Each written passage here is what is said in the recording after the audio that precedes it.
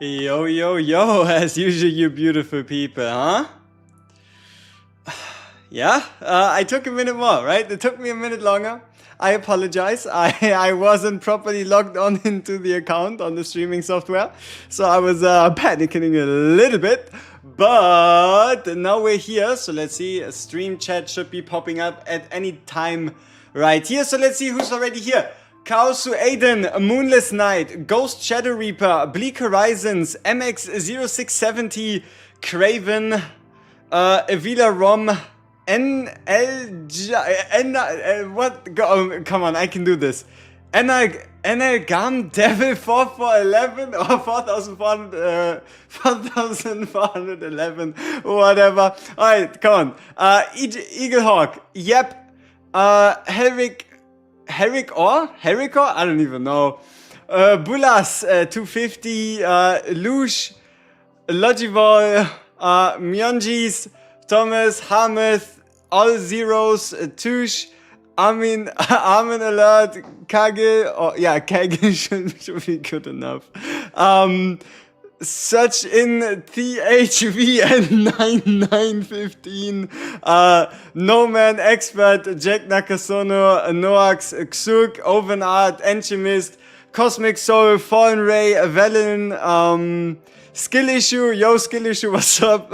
Frest Hug, Blink XYZS, Kafa, Barry the Stoic, Fallen Ray, Boaz Wiggs. Hey, chat is here. Chat is here, good stuff. So people, you saw it in the title, right? We're looking for a broken combo. So how about we look at the combo and see what it does, right? Everybody wants to see what kind of thing we want to try and cook up here. So how about we do exactly that? So these are the puzzle pieces for our game plan, all right? Let me see if we can, yeah. So I'll just make you very tiny for now. But these are our puzzle pieces, okay? On the left, we have our Tresor Shadow Reload giving us the Shadow Daggers. On the right, we have Forbidden Guidance of Futility, which heals us when drawing by an ability. Test number 1, if we can get it, is going to be, will Forbidden Guidance of Futility trigger Shadow Reload, right? Does Shadow Reload get triggered by Guidance of Futility? Because the wording is, it's a little off, right? Like, does this actually work here? And then we obviously have our 000 quest for if we use 0 shots. I mean, technically, it's a skill card, drawing the card, then triggering the heal, which could be interpreted as a skill card triggering the heal, right? I don't know. But the Cassius is more like a side thing. The main part is this. For each attack card used this turn, 1 extra hit. Bullets, attack cards. Shadow Daggers, attack cards. Even if it's not Cassius, we can always just run a Mika for our Shadow Reload. So it's really about seeing how many hits can we get from a Dancer the Demon for attack cards. And also, I just want to play with Tresor. We upgraded her to 50. We're still broke. And I want to play with Cassius. So we're playing Tresor, Cassius, Luke in Chaos. We shall see how that goes. Yeah, Whirlpool does here, but doesn't trigger Shadow Reload. But Whirlpool is an attack card. What if triggering a skill card leads to the heal? Huh? Can you confidently say that it does or doesn't work? Have you tested it? I don't know, because I haven't. It works. See, now this would be fantastic, wouldn't it? You copied Joker 3 times. Are you copying the wrong card? It depends. I mean, at the end of the day, you kind of only really need 1 Joker to find the card that you're looking for. Keep in mind also, it is a 1-cost card that can't get an Epiphany. So, I don't know, what are people usually copying for Cassius? It depends, right? You can, for example, get a Godly Epiphany, reducing this card to 0 cost, making this card kinda nuts. I don't know, I think Shuffle is a very favorable target to be copied, because it just allows you to just draw that much.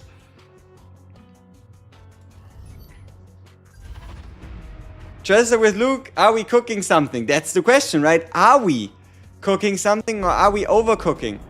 So let's roll ourselves an appropriate map. And yeah, get to testing, get to playing, see if we can get something useful.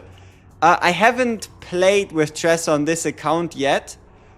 I also haven't really played that much with the Tresser since the closed beta.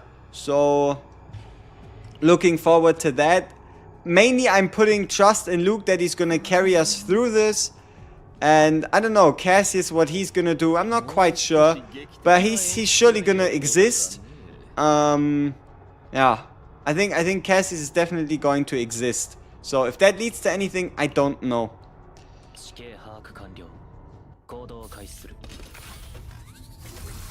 The unit refund is gonna hit like crack, but you don't know how crack hits. Then let's hope it doesn't hit like crack. Alright. RSF 17, no. Neutral card, I mean, depends on what kind of neutral card we can get. I mean, well, drawing, but we are drawing through a upgrade card, but more draw is never wrong. So might as well just pick it up. Getting 3x shadow reload plus the skill epiphany on it was a pain. Oof. I mean, we'll have to see if it turns out to be a pain or if we can get it first try. Like, there is some things we can do to increase the chances of us successfully getting what we need. Like, for example, how we could get rid of certain epiphanies, right? How we could get rid of certain epiphanies and don't pick up neutral cards to increase the chances of us being able to copy a specific card. So, alright. Let's see if there's any obvious pathing here. Surely through the middle with the chance at the forbidden card. So, can we, like, take a dive down here and then arrive by the double question marks? We can. Alright, then straight through the middle seems the appropriate way. This is a dupe Luke you have, and would you recommend Luke Lucas team with 0 copies? Yes, it is a dupe Luke we have, but I would still recommend Luke even at 0 copies. Alright, yeah, the heals, they don't really do much for us. Oh yeah, and also we have the... it's not... I mean, it depends, right, on having 7 million spent. See, there's something interesting with the update that some of you might or might not have realized already, and that is we are only getting the leveling cost refunded, not the promotion cost. So that's something I think maybe we'll tackle in like a later video today. But there's still a bit of a higher cost attached to a character, right? And that's why it's only saying 1 million, whereas like the total cost to upgrade a character is, I think it's like 2.2 million. So overall, you're going to still have to pay around 1 million to take someone from 1 to 60. But hey, it's definitely a big financial boon, and exactly, especially for people like me that have like upgraded 100 characters, not quite, but you know, it is going to be a big influx of cash. It is indeed a massive W, no matter how you look at it, no matter how you want to go about it. All right, we got ourselves the shadow reload.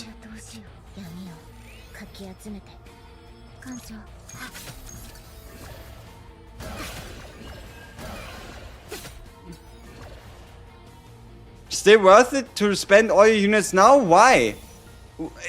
See, there is no difference between you spending your units now and getting them refunded and just not spending the units, right? Like, it doesn't make a difference if you keep them or if you spend them. It's not like you actually have to now go out of your way to spend resources because anything changes, because at the end of the day, nothing changes, right? Like, if you spend them now and get them back on the 3rd or keep them until the 3rd, the result's the same. One of the new shop is infinite because in image there's no limit tag. I mean, I wouldn't put, like, expect the shop to be good, but don't expect it to, like, bankrupt the game, if you know what I mean, right? Like, I don't think we're going to get, like... Let's say you do, like, 1 Chaos Run and all of a sudden you can get someone from 1 to 60. That's not gonna happen, right? It is, at the end of the day, more free stuff. More free stuff we don't have to worry about. And on a note of worrying about it, how about we see if we can build a proper Tressa SaveData here by giving her already the mutant sample and kind of putting all our eggs in one basket.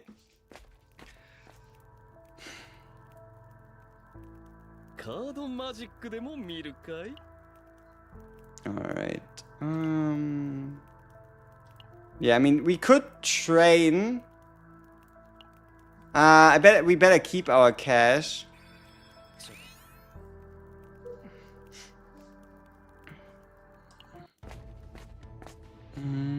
Drawing by skill card activating the forbidden upgrade here will be interesting to see if it triggers. Exactly, that is going to be very exciting. Because if it does work, that is pretty damn strong. Oh, also, whenever you find this administrator guy, right? Beat him. You get the item, you get some coins. There truly is no reason not to do it. And yeah, what I like about the item is, especially if most of your fights take like 2 or 3 rounds, having 1 evade to start every fight is actually incredibly powerful. Oh wow, we should have activated this before. I did not see the synergy. But I mean, we'll be fine. I've not, you don't get the epiphany if you fight him. I don't think I ever really picked the epiphany option much, though. But I guess you're working towards getting an epiphany yourself because you are playing a fighting stage. If that makes sense, right? Which forbidden card for Tressa is Biz? I don't know if I would consider any of them being like best in slot. You can obviously just give her the 9 cost one and then just get the draw from anywhere else to get like your desired outcome. I don't think any of them like truly stand out as like Tressa specific. Joker, the only card I can draw from graveyard. No. Wait. Depends on how you define graveyard, right? Because there's a lot of cards that can get from the graveyard versus discard pile. Like, graveyard has 2 things, right? Graveyard has the discard pile and then graveyard has the used pile. A lot of cards can pull from the discard pile, but not as many can actually pull from the used section, right? Like how if we use the Shadow Dagger here, there is a discard pile and now there's a used card pile. Some cards can, yes, pull from the graveyard, but they call it the discard pile, and not that many can pull from the used card pile as well. Okay. We either get a new Tressa card or we get our Epiphany. Ooh, come on! Okay. So, technically, if we wanted to be the most efficient, we now go to the waypoint, get the armor, and then we just lose, right? That would be the most efficient way to go about this. Yeah, maybe that's for the best.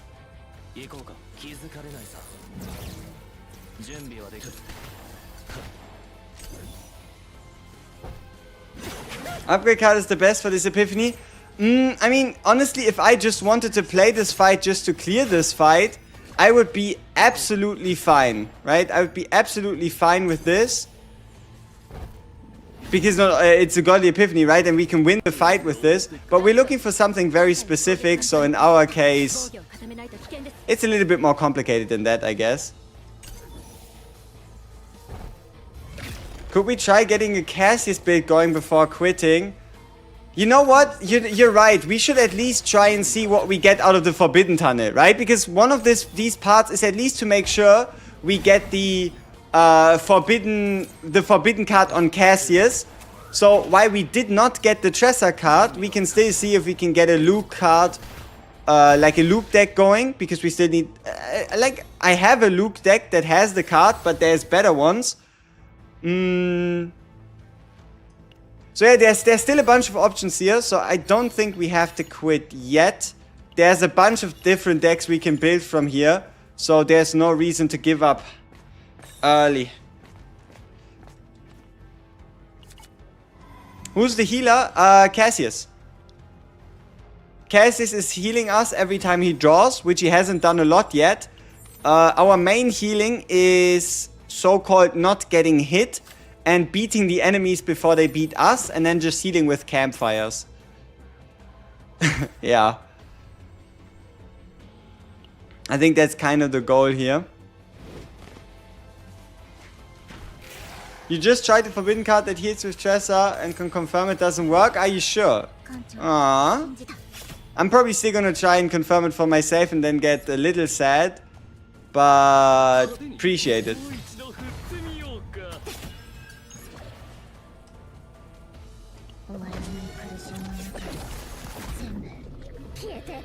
The Eternal Hunger card with cast, draw 2, discard 2, dice upgrade goes crazy. Does it now?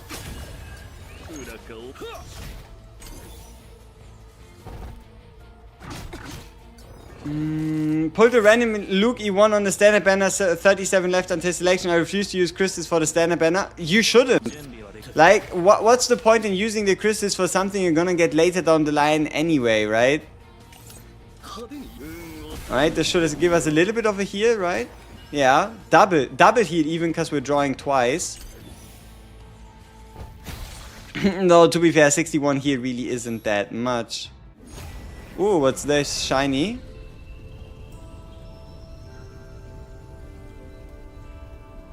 We kind of want the initiation of War 1 that allows us to pick a quest at the beginning to potentially get the 000.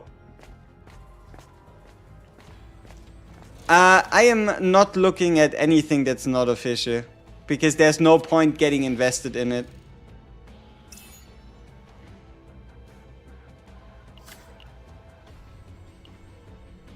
Like, if I wanted to, I could look around, but not bothered. I'm 5 of the selector. It hurts, but I must endure the pain. You can endure the pain. You will be fine. Give me the epiphany. Do I recommend getting all chaos explorations to 30? You know, besides the first planet, you're better off getting all explorations to 25. Because only the first planet and maybe the seasonal planet have something truly valuable on 30.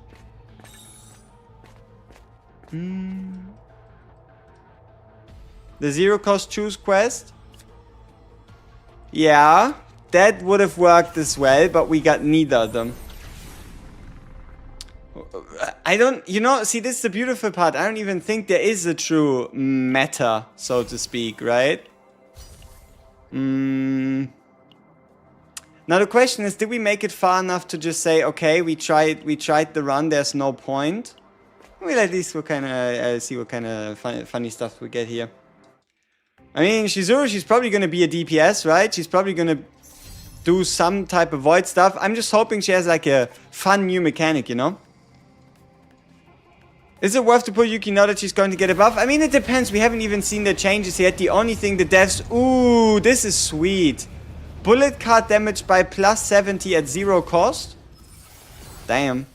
I mean, we haven't even seen what the devs are gonna do. The only thing we know is that instead of them like boosting straight up damage numbers, she's just going to get some changes to her epiphanies.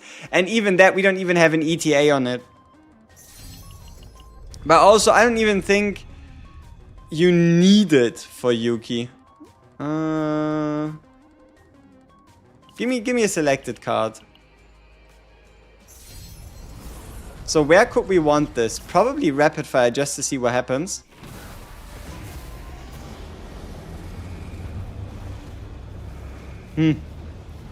Alright. What is the attack breakpoint from when crit damage is better than attack?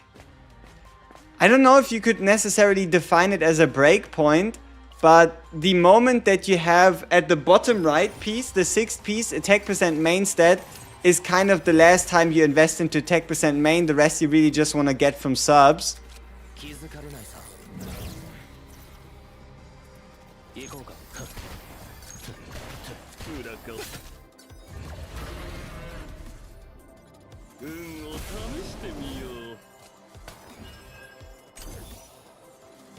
What memory fragments are we using? On Luke we're using order set and crit damage set, and on Tressa we're using the 2-piece attack percent and crit damage. I don't have good agony gear. Oh no, I might actually be running her on 2-piece. I would have to check.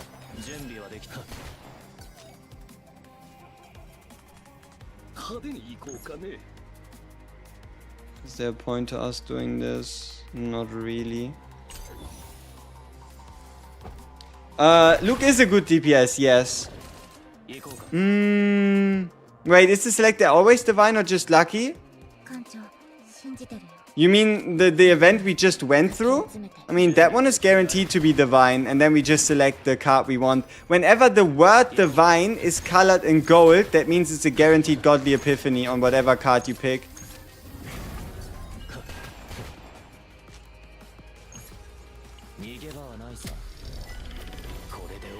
Hey, Lumino TV, what's up?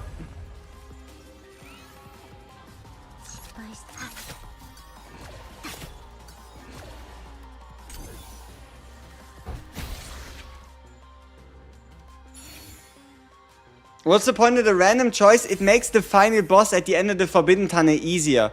It only gives you one memory encroachment stack instead of two. Is it truly relevant? Not necessarily, but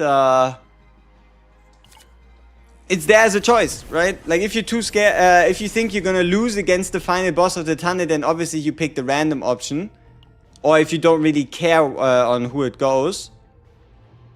Yeah, this is probably an escape angle, right? Like, we really did check it out. We didn't really see any crazy epiphanies. Nothing that truly screamed like, oh, okay, we need to like continue building this run. We did also make it past the checkpoint.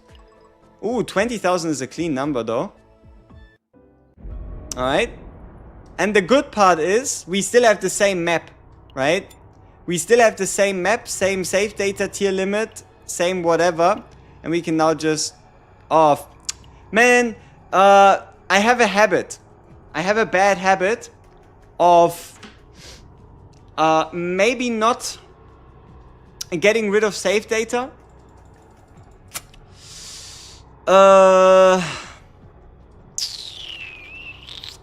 So yeah, no, 14 is the max tier. So we have 297 save datas and the game is like, hey yo, you cannot go to the cap. Please clean out some space. Like for example, how I have 45 Rin save datas. We have, 45 Rin, 78 Mika, and 73 Ray save datas.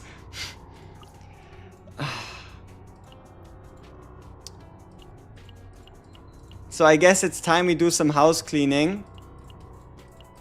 I'm just gonna get rid of them by date, because I'm just going to assume that there's not a lot happening in these builds. But at some point I really would need to go through them and give them like favorites and dismantle stuff that I do or don't need. But for now we're just gonna hope that I'm not getting rid of anything too useful. I shouldn't be, realistically speaking, but you never know, right? Because you can't quite check the save data from here. But I'm like 99% certain it should be fine. Also, we're getting like 30,000 credits, right? That has to be worth something. What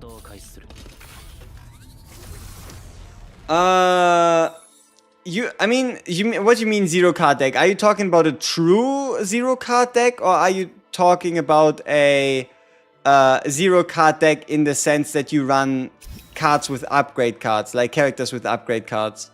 Like, are we talking true zero deck? Because I don't think you can remove 8 cards from a character no matter how many remove and whatever fancy shenanigans and conversion shenanigans you go through.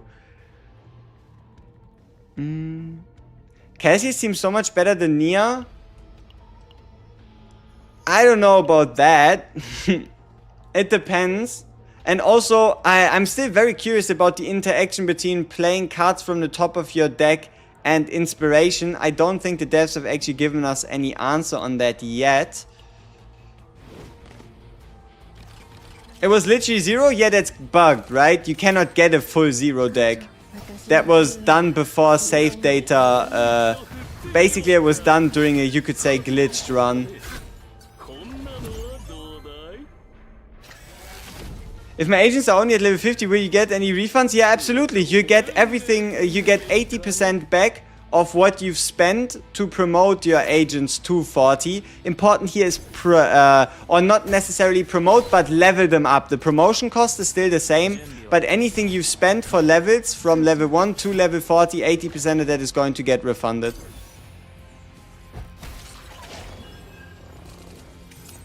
Inspiration is broken with Luke. Inspiration is really good with so many different characters.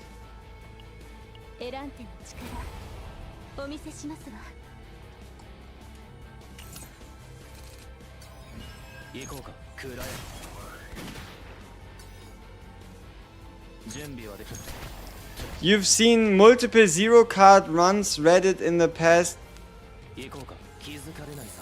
No. Like, no matter what, that just... how would you do that?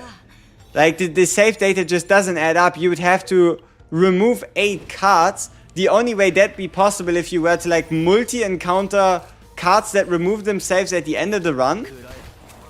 But then that shouldn't be possible in the seasonal event, because the seasonal event only has one of those. So... yeah, not quite sure on the... hows and whys, no? Those people just leave at first waypoint so you don't get epiphanies.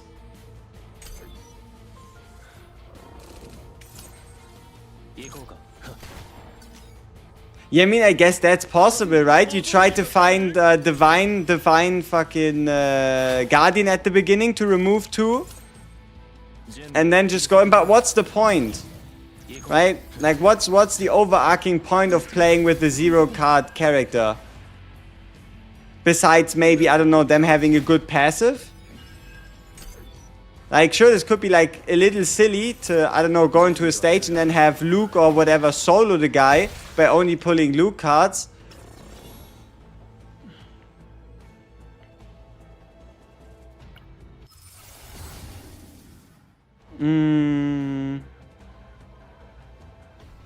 More health? Why would that give you more health? Oh, you mean... oh yeah, obviously you'd get like the health stat, I guess.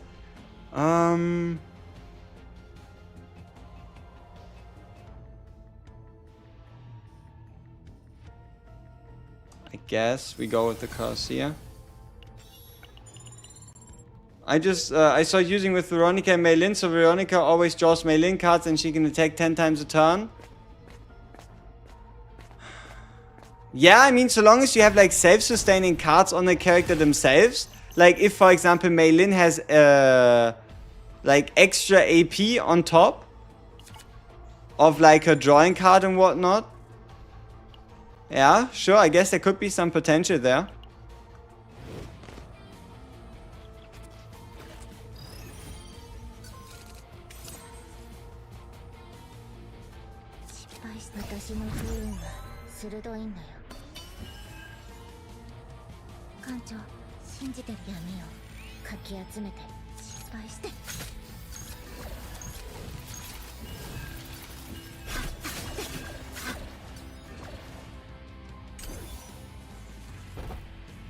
Yeah, I mean, yeah, it's pretty sweet.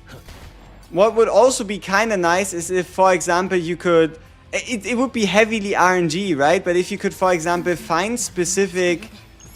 find like a specific epiphany, get an epiphany for that close to the first waypoint, and then only have like 1 card in your deck. Like, for example, imagine a Luke with a triple shot card creation epiphany as the only card in his deck.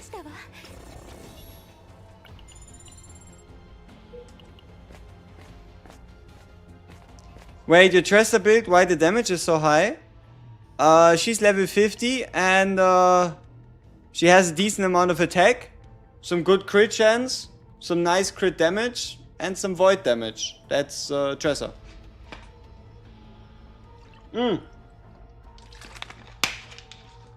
Also, at least against void enemies, which we haven't really fought this run. We are type effective.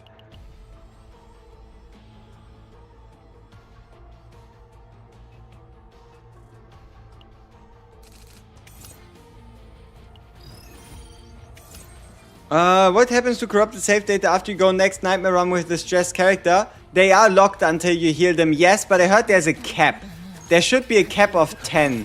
So if a character is in mental breakdown, the most you can do is 9 more runs before I think there's like a cap to the amount of decks that can be saved while they're in their broken down state.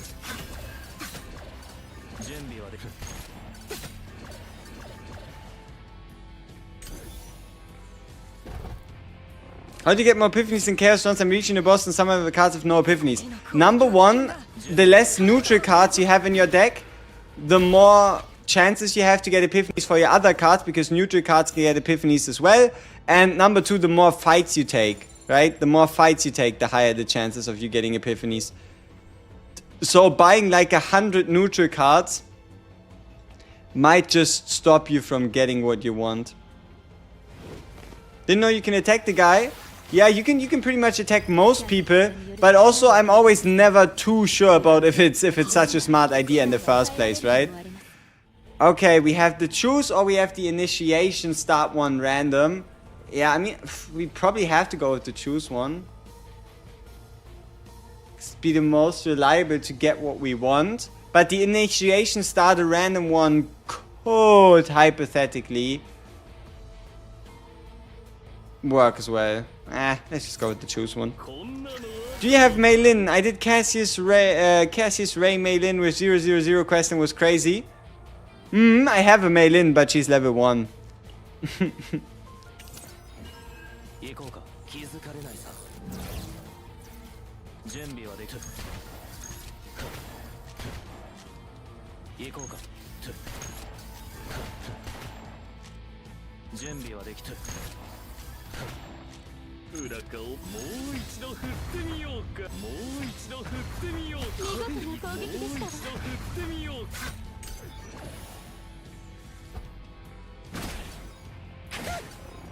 If you stall fights, you get more epiphany sparks? No. It's all determined at the beginning of a fight. So there's no point to dragging out fights between, besides maybe like healing yourself. And yeah, besides maybe healing yourself, and what else could you get? I don't know, reducing stress by healing? The Mei Lin in a free-to-play account is a forgotten stepchild. I mean, on the free-to-play account, we don't have a Cassius build, right? I don't even know if I have a Cassius there. Should Dresser dot use the attack percent chalice instead of void? If it's purely a dot Dresser, I would say so. Like, if you really just want to go for the highest number of damage with just the agony stacks.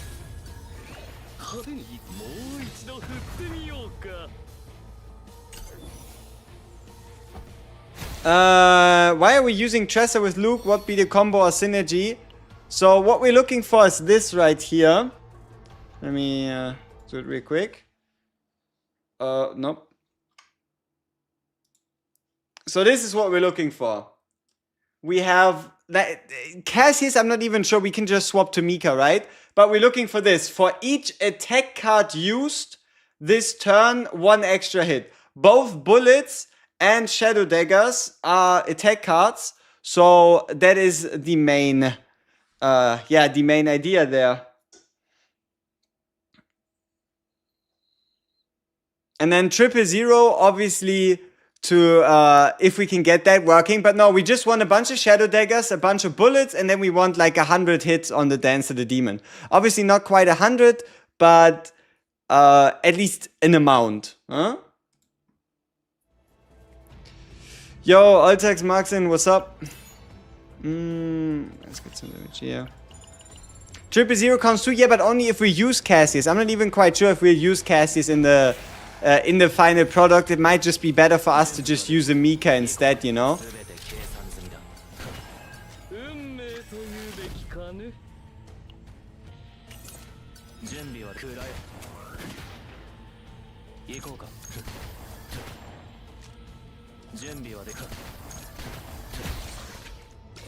Did you saw the video of E2 Luke Barrel Ray killing? Yeah, I saw the one-turn kill against 9 out of 9 guy.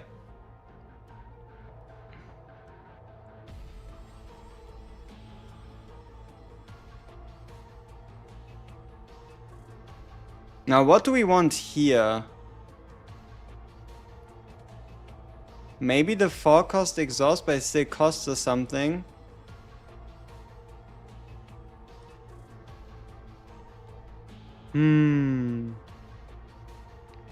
What difficulty? 14. Or 13 with Nightmare being 14. Difficulty 8. Difficulty 8, tier 14.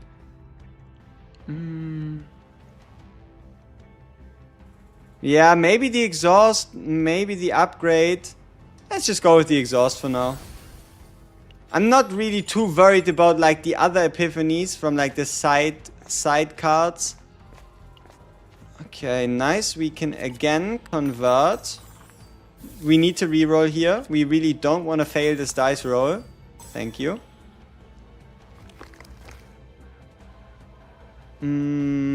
So the card we get rid of is just probably Touch of Darkness for now. Is E2 Luke a good combo? Oh, absolutely. Alright, so our hope for now is to get the right Forbidden card. Ooh, time. You know, I really kind of like the time regulator. If some of you are still looking to get like epiphanies and stuff early, picking up a time regulator from a shop can be quite useful.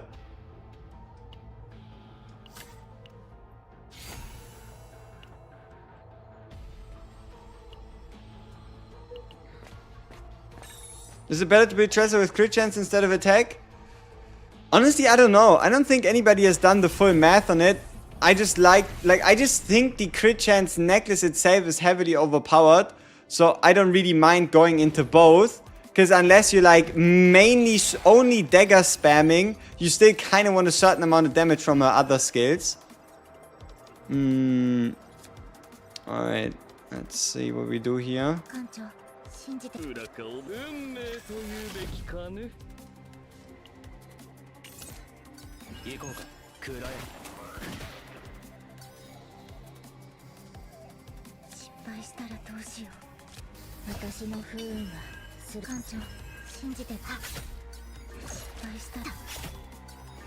Maybe we if we crit? Aww.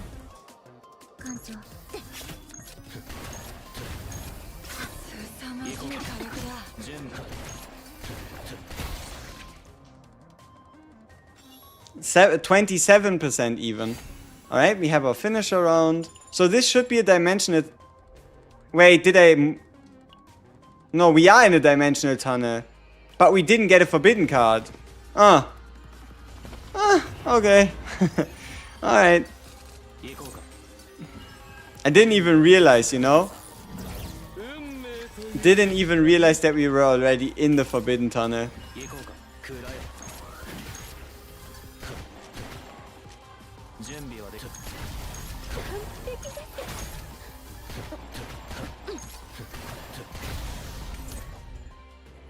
Yeah, still first floor.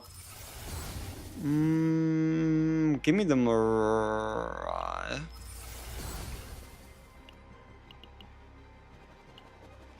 Other suggestions the game gives you usually mostly correct. They are okay, right? But the general consensus is if it's a support item, like anything that can empower your main DPS goes to supports. For example, the dagger that if you defeat a target applies vulnerability doesn't have to be on your main DPS to work. Anything that refers to allies should always be on your support to buff your main DPS, and anything that increases your damage obviously primarily goes to your DPS.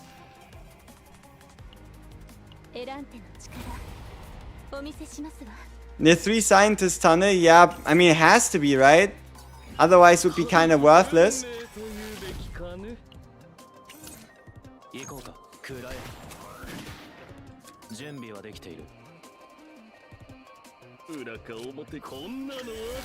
Alright, let us start the 000.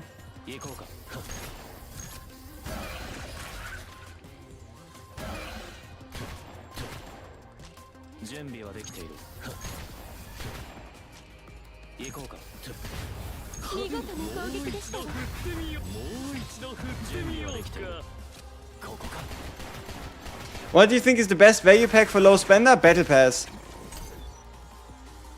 Basically. And then obviously the monthly shenanigan to give you the gems each day. Those are by far the best ones. Are the buff and patch live? Hell no. Those are going to come with Shizuru, which is Wednesday in a week. So it's not next Wednesday, it's the Wednesday after. Has it really been a month already? Apparently it has. Hey, we got the shadow reload. Now we just need to get a little lucky with the copy after first boss. And then we need to find the copy event. And then we need to get lucky on the final boss. Right? Like, it's that simple, people.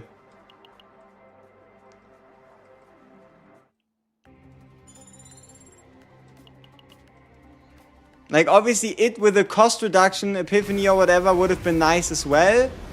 Ooh. This one is really good. 50% handgun bullet damage. Like, 30% handgun bullet damage and then 20% from morale. That's not bad. That's not bad. Obviously, it's not for, like, super bursty turns. One sec. Someone's ringing my doorbell.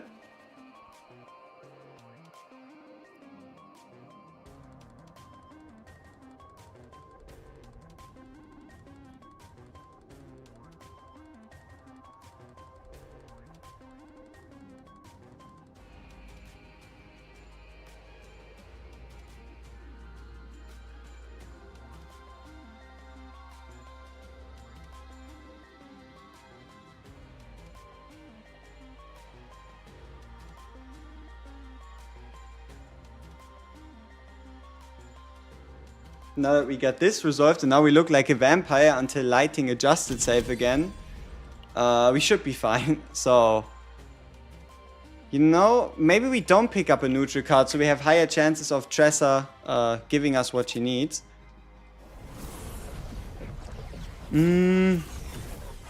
Shout out to fellow free-to-play players who have 14 level 50 characters. I don't know if that's the most sensible approach, my guy. Having 14 level 50 characters as a free-to-play. I mean, you know.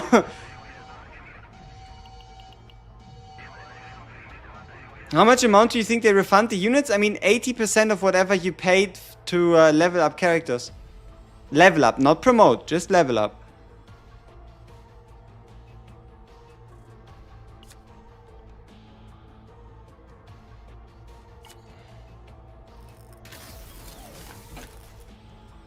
How far can you go on that roster though? You mean our characters here, if we can even beat the final boss? Shouldn't be a problem. But yeah, 800k per level 60 and 80% of like 600k less. So 120. I think you're going to get like 400,000 per level 50 character. Alright, now we could do something funny. Like, for example, we could be removing one of our characters' epiphanies here to increase the chances of us duplicating Shadow Reload. So, for example, we could be like, Cassius, I guess it's time for you to sacrifice yourself. So by selling a Cassius card, we now have a higher chance of getting the multi-copies on Tressa.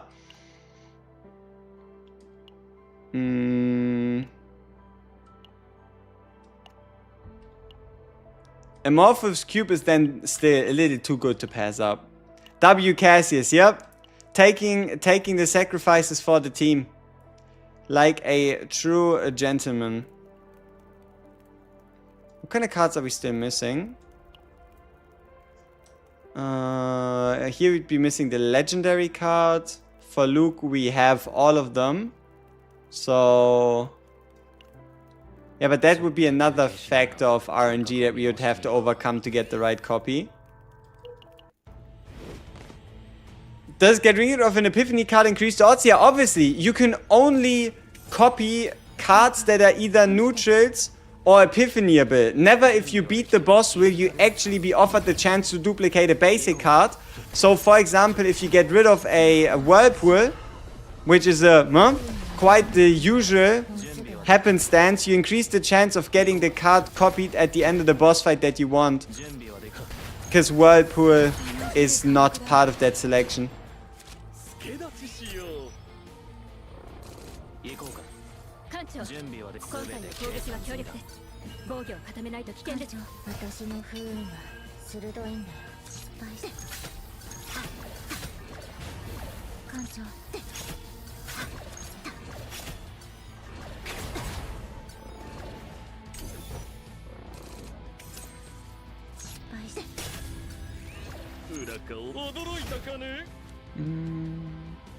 Magna can spam vulnerabilities just like Olea if you build her, and we know what Olea can do. Yeah, but Olea has the multiplicative damage bonuses on top, whereas Magna doesn't have that, but she still does have very consistent vulnerability stuff. Alright, so, you know what? We might actually sacrifice Brother Cassius. We might just sacrifice Brother Cassius one more time, and we'll hope he'll forgive us, alright? We'll just hope Brother Cassius will forgive us. Does Cassius' potential 7 morale game proc more than one time a turn? Anybody know?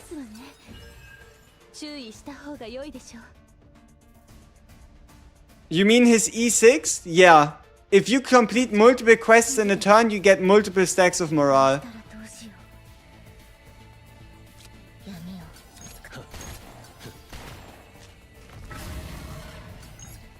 Wait, do we need more daggers? No.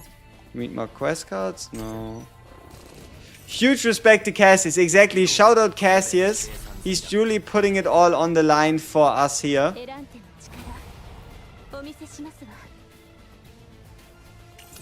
Alright, nice. We have this out of the way.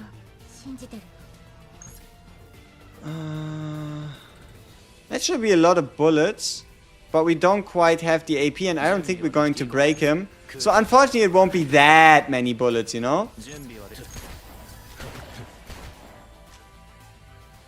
Wait, why was it only 2? Ah yeah, because we didn't get a duplication. So I guess we won't be able to finish it off with the Dance of the Demon, unfortunately.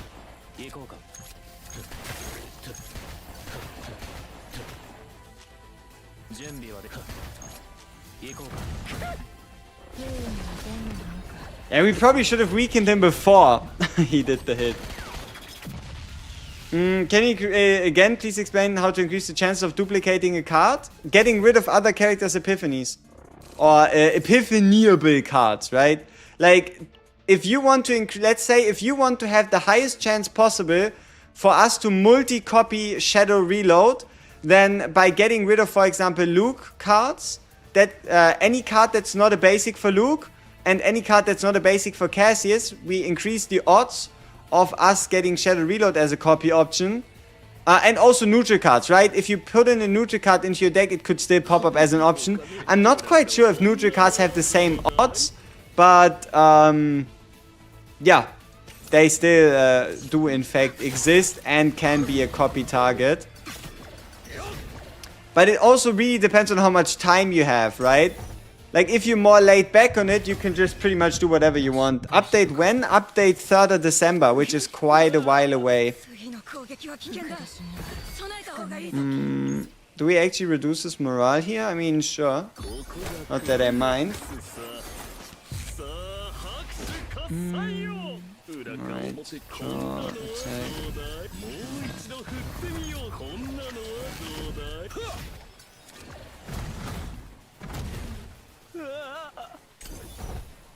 Still 2 weeks until Shizuru? No. You're going at it wrong. Just. Okay? Don't say still, just say just. And also, it would have been Wednesday. Keep in mind, we already have... Friday, right? Yeah, we already have Friday, see? So it's now only from Friday until Wednesday in a week.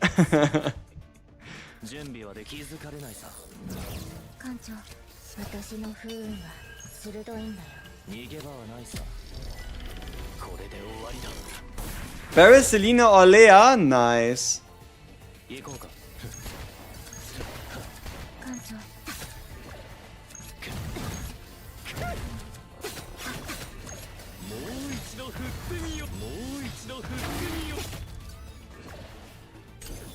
Alright, let's see if we can actually get the copy. High hopes for Shizuru. I have high hopes for every character. But I'm not really looking for power, I'm looking for uniqueness. Alright. Come on. What are our chances anyway? It's a 3 in 1, 2, 3. So this is 1, 2, 3, 4, 5, 6, 7, 8, 9, 10. It's a 30% chance. I guess mutant sample counts as well because it is a neutral card. Why would I ever want to clone mutant sample?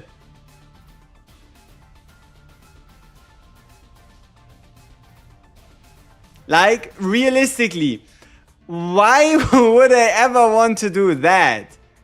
It's not like it provides any benefits, because we can't get it out of the chaos. So... yeah. That could have been something better, for sure. But hey, at least we're getting some chaos loot. And I think it's time for us to... I don't think we've gotten any other pieces. We didn't get the Forbidden card. We didn't get like any crazy Luke deck going.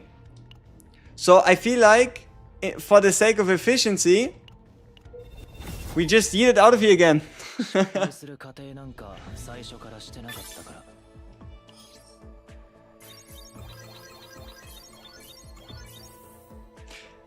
Do you think the draw meta will stay for the whole season? I hope they change it a bit later. What do you mean the draw meta?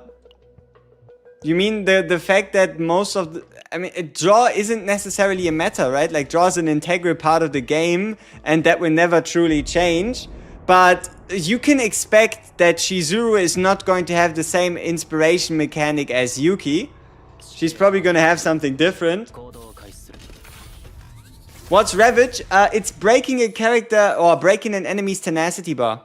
If you break an enemy's tenacity bar. Convert selected common card into quick shelling. Okay. So we get a conversion event, but it's only for Luke. Still makes his save data cheaper to get rid of the card after. You hope Shizuru is a sub DPS. I mean, I don't know. On the website, she has like 4 attack cards, 1 upgrade card, 1 skill card. Or like 3 attack cards, 1 upgrade, 1 skill. Doesn't really scream sub.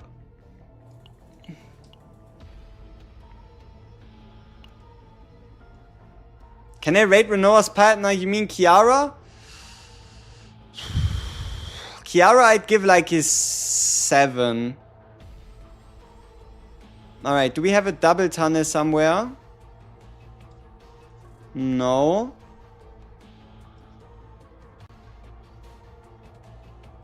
Ah, we do at the bottom there. I'm just a little blind. Alright. You found Scarlet? Hey, nice. How similar is inspiration to attunement? I mean, attunement is kind of just like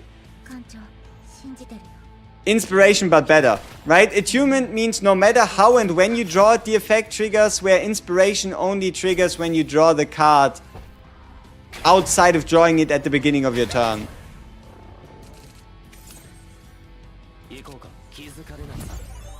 Why is my guy increasing the cost of our attack cards or whatever? I don't like it.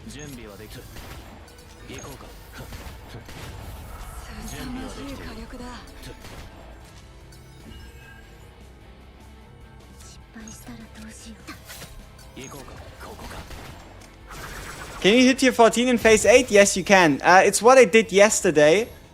Yesterday I played a tier 14 going up to tier 15 with a negative 50% HP modifier plus some other fancy stuff like that. And yeah, it is absolutely possible to get it on difficulty 8. And yes, we did win, and we did even get a Luke deck out of it. So overall, I would consider it a worthwhile experience. Why this comp? Because I don't want to play Mika. I've played Lucas the last 2 or 3 days. And I'm mainly looking for a Tresor deck. I wouldn't mind a Cassius deck, and I can still live with the Luke deck. So we basically have 3 people that, depending on how the run goes, I can pivot to building a deck for them. And otherwise, it's just the 0 cost attack synergy. And Luke is kind of here to just babysit everybody else in terms of damage, really. Now the question is, do we try the same shenanigan we tried last time and just start getting rid of Cassius cards? Because the moment we do, and we do get rid of Cassius cards, it's kind of like a, okay, there's no way back, right? But we probably will. So technically we could also be running Mika. Because there would be no difference, right? Us getting rid of Mika or Cassius cards if we're not planning on building a deck for them anyway.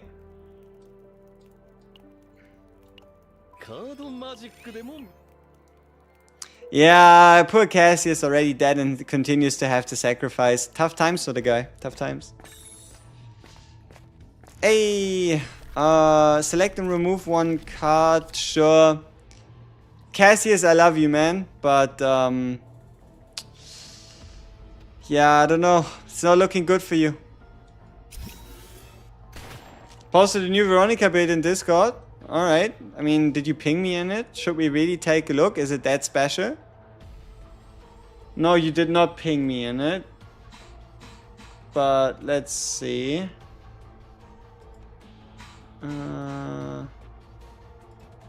Decent build. I mean, sure, let's do a build rating, why not? So, decent build, what do we have here? We have ourselves a 160 points, meaning played on difficulty 14. It's a Veronica build, it has 1 basic attack. We have 1 morale, 1 resolve, create 1 shelling ballista after turn, 1 shelling ballista. Should be the double hitter, right? Then we have a legendary repose, 116, draw 2 from other combatants, apply 1 mark to all enemies with 0 cost.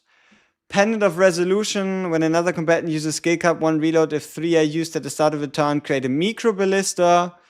Circle Volsky at 0 cost, choose 1 ballista in hand, 150, damage amount until activated, draw 2. Okay, so we have 3 cards that draw you 2, costing you nothing, plus big ballista damage with the bombardment prep, and then the quick shelling. I think that's a convert card, right? You converted either the basic attack or the shield.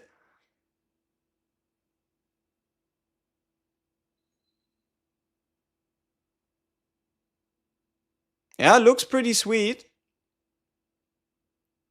Especially once you play the bombardment prep, firing preparation, and pendant of resolution, you're down to, yeah, down to what, 5 cards? 3 of them being 2 draws at 0 cost. And this one is a draw as well. Looks quite nice. Looks quite nice. I wouldn't just call that decent though. You review decks? No.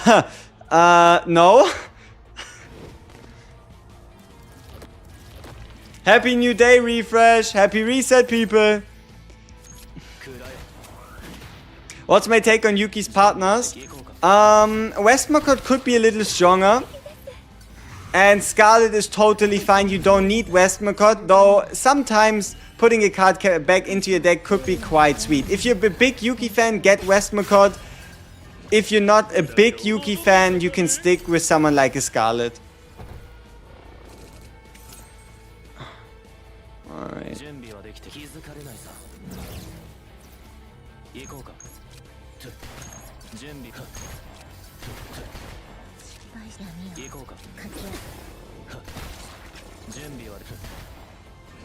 Ooh, Cthulhu. Why people always say Luke is weak? I have no idea. So, Cthulhu could give us the Orb of Randomness, which would be quite huge because it would be 1 AP, 1 draw for turn 1. And our turn 1 is going to be quite expensive if we don't get a proper... if we don't get a Godly Epiphany on the Tresor for the Shadow Reload Epiphany. So, getting 1 AP here, the Sphere of Randomness, I wouldn't mind it, you know? It wouldn't be the worst thing ever. Okay, so we have this out of the way, then we can get a shot in. Ah, but our AP isn't quite enough. Ah, but we could create some Shadow Daggers as alternatives to use. Never once got the item out of the guy. Hey, doesn't mean, just because you didn't, doesn't mean I won't, right?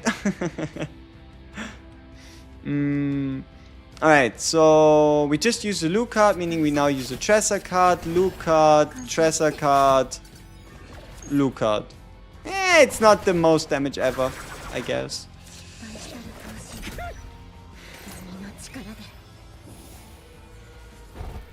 Insane May build. We shouldn't have started it, right? We shouldn't have started it. I kind of asked for it, right? Alright, people. Insane May build. Are you ready? Okay, we have ourselves the basic attacks. Duh. Increases damage amount of attack cards of this unit by 30. When an attack card is used, 1 passion weakness to the target. 0 cost. Initiation. Obviously the Rising Dragon style. You know what, my guy? It is actually rather simple to find a better deck. And that is by getting a Godly Epiphany on the attack of on the unity of attack and defense. I guess that'd be like one way. Another way would be the fact that this one is not offensive, right? This is not an offensive ring. This is not an offensive chess piece. This one's kind of nice though. Though it should be by 40. Yeah, which is good. But we don't know your Epiphany on Spirit of the Aromata. I'm expecting it to be the Passion one. So you'd run this with the Maelin. Alright, what do we have here? Instant Judgment if Death Bullet is in graveyard. Exhaust 1 and add 1 hit. Okay. 162, create 2 Dirge Bullets. Mark to the target for each Dirge Bullet in hand. Okay. That's a lot of marks. You know, this Epiphany is actually kind of sick. And then discard all other cards. Hey, at least you're creating a bunch of flowers. Maybe debatably there could be a couple better Epiphanies for Echoes of Sorrow or Instant Judgment, I guess. But no, it's pretty solid.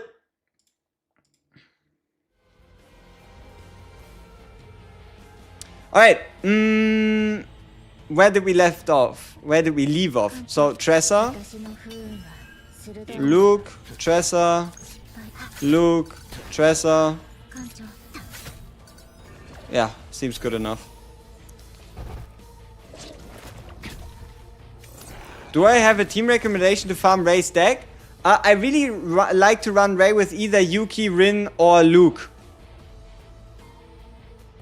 But you could also run it with like a Maelin or Renoa.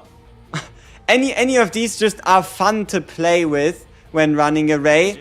But no, obviously the best way to build a deck for Ray is by having a team that has a high winning percentage, right? If you have a high winning percentage, then you're going to be able to at least successfully walk out of this scenario, which should be the goal. SaveData review stream when? Oof. When content is dry.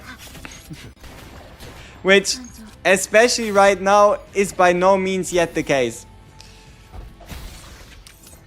Yeah, there should have been, you know, the guy that gets killed in the tutorial? The guy that kind of looks like a split brain? That guy should also be a nightmare encounter, but he's just not added to the game yet. So if we go to Nightmarish Encounters, where are they?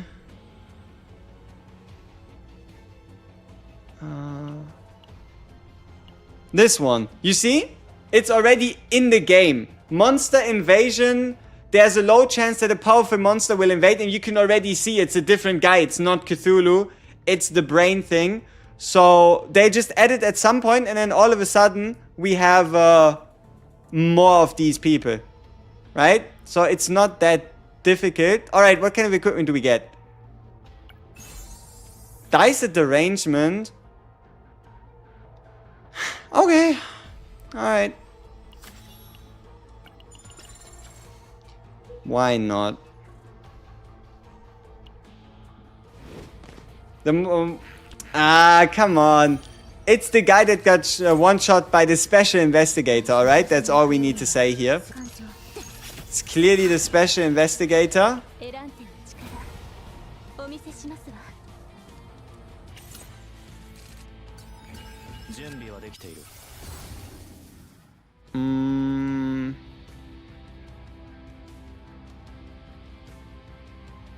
Yeah, sure. Give me 3 handgun bullets.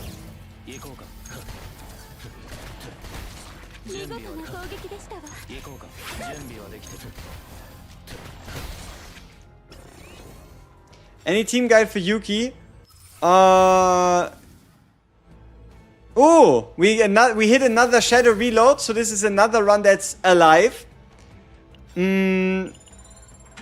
So, Yuki team recommendations. I mean, running Orlea Yuki, running Ray Yuki goes quite well. If you want to, you can slap an Amika in there as well, on top. And yeah, that's kind of all you need. And then you mainly focus on, yeah, just hyper carry approach, right? You kind of have Yuki deal the damage. W run so far, going quite well indeed. Is 1000 attack on 55 crit rate good on Veronica? That is absolutely magnificent. Alright. You know, the only way it could have gone better is maybe if we got like a divine shadow reload, you know? Oh, please. It's an 11, right? Had to be 11 instead of like, I don't know, like a 12, 13, anything more secure. But yeah. Our Cassius deck, man, that shit is sad.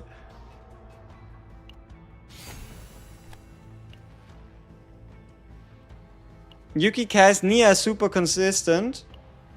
Depends, right? But I really feel like team building is not as much of a problem anymore now that zero system buffs are back in, right?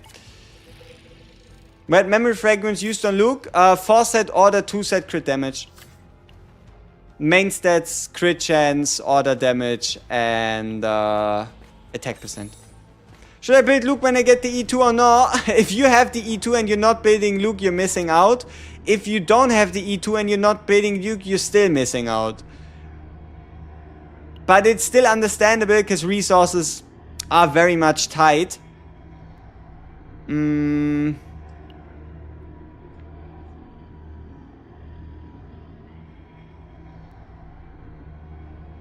Oh yeah, we need to get rid of the quick shelling for sure.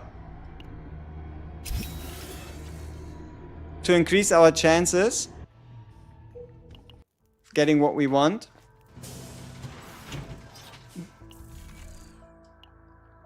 Oh, Amorphous Cube. Amorphous Cube, always a beautiful pickup on a Luke. Removing a card. Yeah, I guess, you know, could have been a solution as well. Could have been a solution as well. No tunnel? We should get a tunnel right here. Are we zero decking Cassius? We are copy min-maxing. Okay, no forbidden card. Which is alright. We're trying to have as few cards that can be copied by the final boss. So that we increase the chance of it turning into Shadow Reload.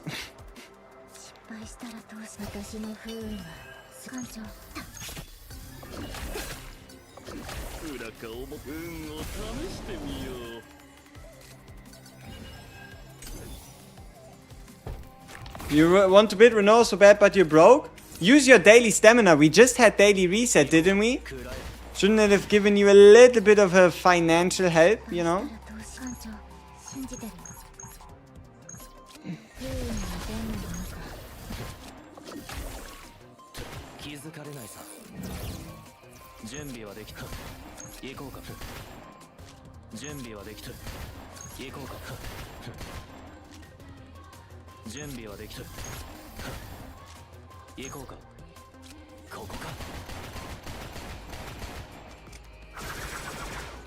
Sweet. Did you enjoy the story? I didn't take it too seriously. I played the story. It didn't really have like this yeah, like time loop vibe. It was people died, but they're obviously gonna rework the story, so I just forget it ever existed and see what they do after.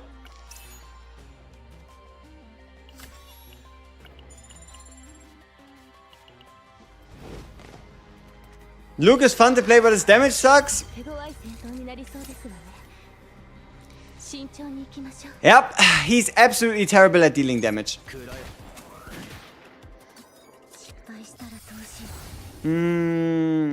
Alright, what are we doing here? Probably still go with the exhaust, right?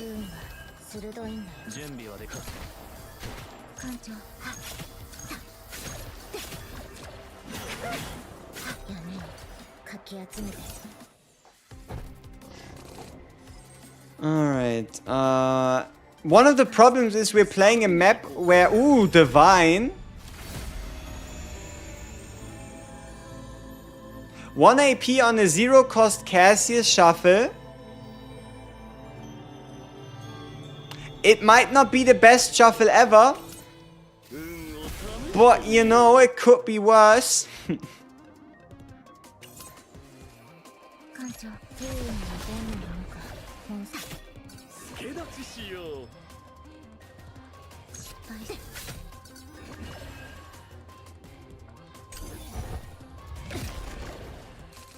Delete the shuffle.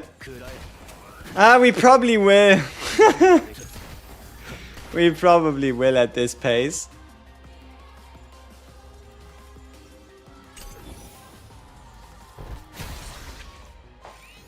A good Nia build with Yuki and Hugo. That's very specific. But if you want a good Nia that works with the Yuki, you want as many copies of Adagio as possible.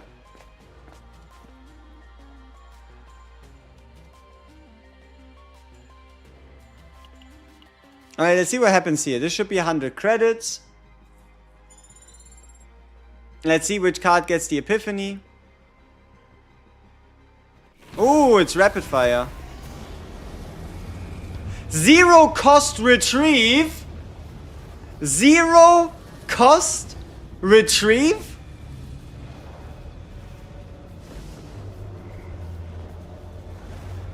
That is pretty sweet. This one was guaranteed due to the event. And 0 cost retrieve should definitely be better than the 3-hitter. Because of the fact that if we're playing for like burst, us losing the retrieve for the later parts of the fight is mostly irrelevant. All in Luke, depends on the copy target. Depends on the copy target. Kinda gotta see what we walk away with.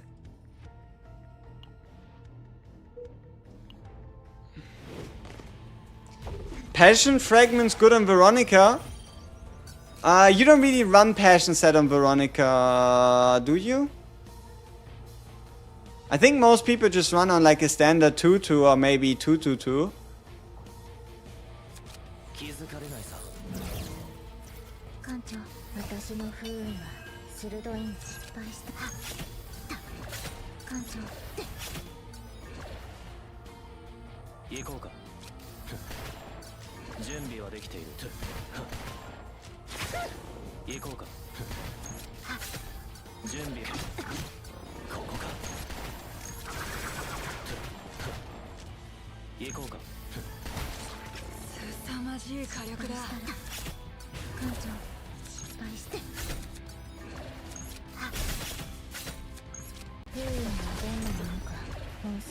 Is order set worth farming for Yuki?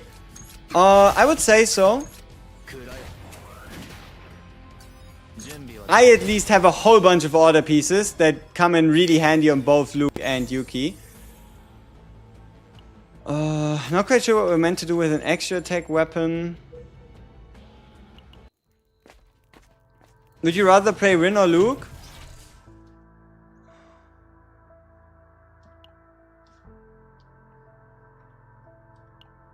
I mean, at the moment, right? At the moment, we're obviously playing Luke. But I like both. I don't think I would have to pick between any of them.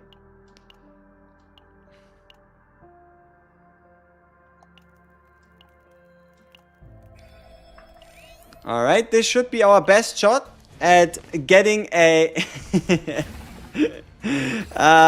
Brother Cassius, you know? He's sacrificing so much for the success of the whole. You really have to... Yeah, you really have to value his efforts, right? Like, Brother Cassius, he's doing so much. What will happen to the preseason 1 save data? Will it still be usable post-season 1? Oh, absolutely. Save data will always be usable. That's the beauty of it.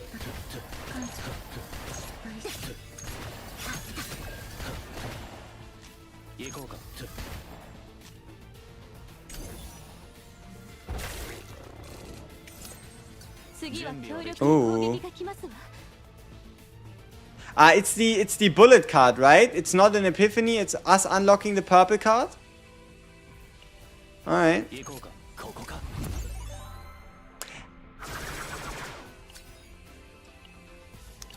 Oh wait, we didn't even have the blue card? Holy shit. Okay. I did not think that was gonna be the case. But doesn't mean we have to troll our Dance of the Demon damage.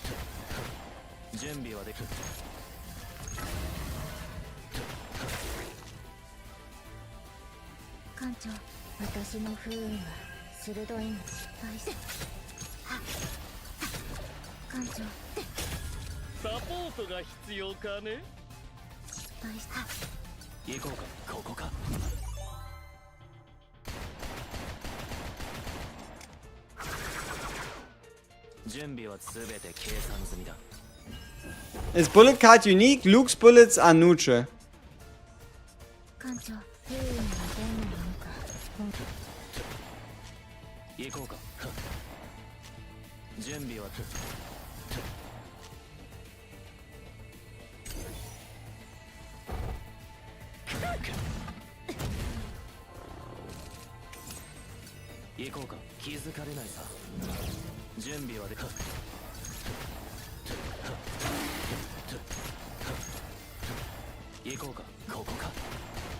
Veronica's ballistas are unique. Slimes are also unique. And Luke is the only character that creates something that's neutral. Okay? Ah, still not another one. Aww. And we also didn't get the option to copy our Retrieve Godly. Our odds were actually kinda good. We had 2 targets. Rapid Fire and Shadow Reload. Happens.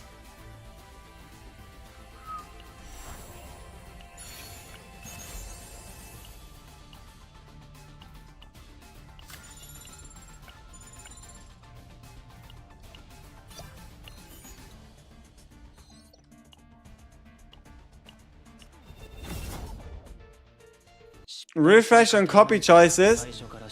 That'd be pretty huge. Maybe somewhere later down the line on the on the research tree, you know?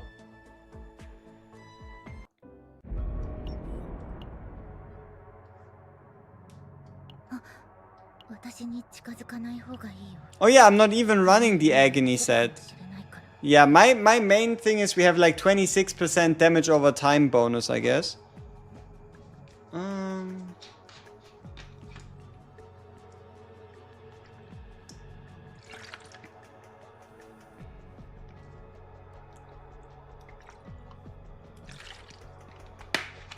Would you pick Zeta or Briar? Probably Briar.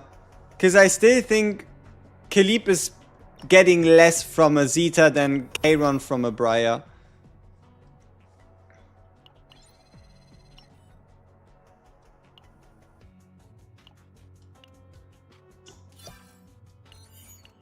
So we did get some sick gear pieces. Why is this event chaos so much harder than the 0-1? Because I can clear level 70 planet in 0, but I can't clear level 65 in the event chaos? Maybe it depends on the choices that you're making.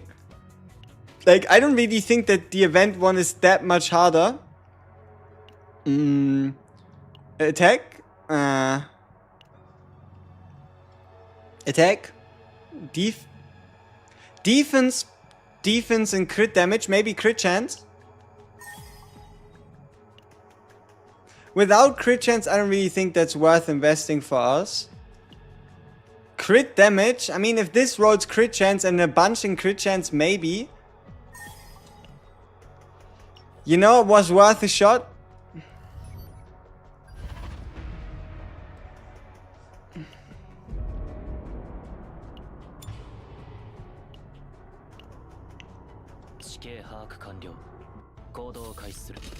How do you know if your card is unique, basic, or neutral? Neutral is everything coming from the outside in. And Luke's bullets. And basics are the first 3 cards of a character. And unique are the other 5. Or everything created by the character unless you're Luke.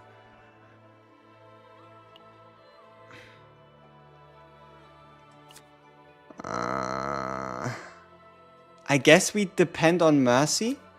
I don't really see us picking up a neutral card for now.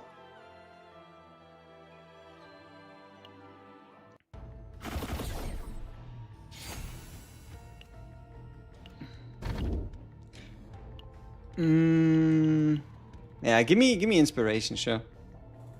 Luke's bullets aren't extra damage. Luke's Mark bullet contains extra damage because Mark debuff is extra damage, but no, Luke's bullets aren't extra damage. Extra damage, it will always say so on the card. If a card itself is going to tell you if it deals extra damage. Okay, but now there are no double tunnels, right? Right? Like, unless I'm blind, still means we could encounter. No, there is a.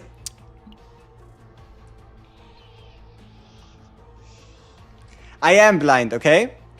Alright, top we go. So we can go here, down, up, up, through, up, down, through. Okay. Seems about right. Is Foggy Crystal better than second method for Veronica? Her ballistas aren't 0 cost. So, no.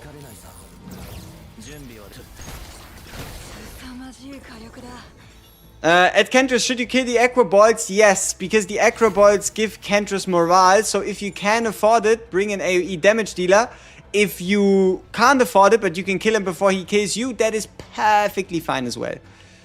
I'm looking to buy one of the 5-star partners from the shop for either Maylin or Renoa. Which one, in your opinion, is a better upgrade?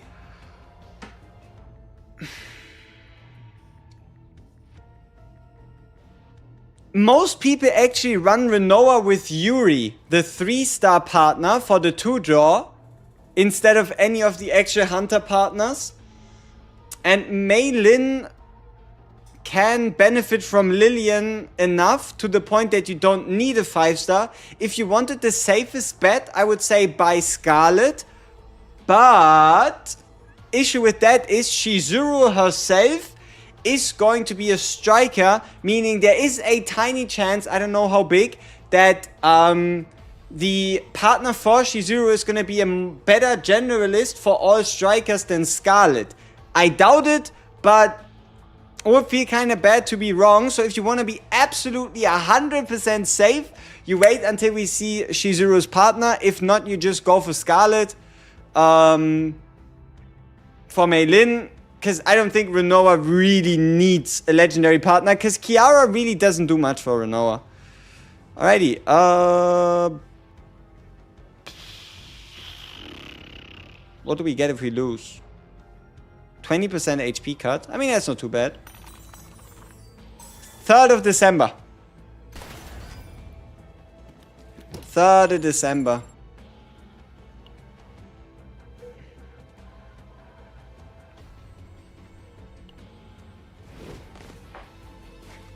Think someone's testing that the 40% seems to apply to ballistas, but not sure. I have no idea, right? I haven't fully looked into it, but I don't have any reason to assume ballistas would be zero cost cards, because it's not stated anywhere. Okay, we get ourselves the 3 rapid fire early, which isn't too bad, so we could potentially go for like a Luke 3 rapid fire copy angle. Can the map be red? What do you mean, be red? Like, you can't click to see what kind of event is going to happen, right? Because that's why they are unidentified. But I guess there's a flow to the map. Luke Dresser, nice. I'm using Renault with Haru's signature partner. She has a high base attack and her ego skill gives a good damage buff. Yeah, but you're losing the passive. If you're fine with that, like if for you the bonus from... yeah, because if you go off character, you just don't get the passive. And you know what? I don't think that's worth it in most scenarios.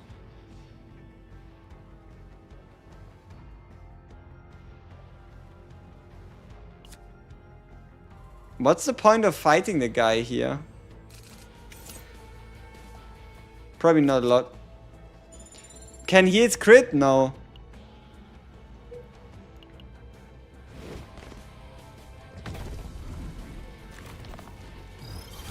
Yeah, there is a fate that also tells you where the tunnel is, but if you don't get that fate, you just have to rely on the good old 2 question marks equals tunnel.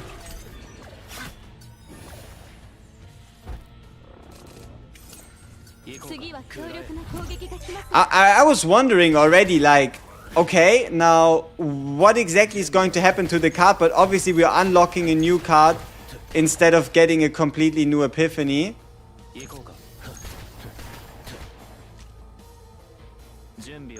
Yeah, I don't think we can kill him here. At least not like this, but we can heal ourselves, we can shoot the guy.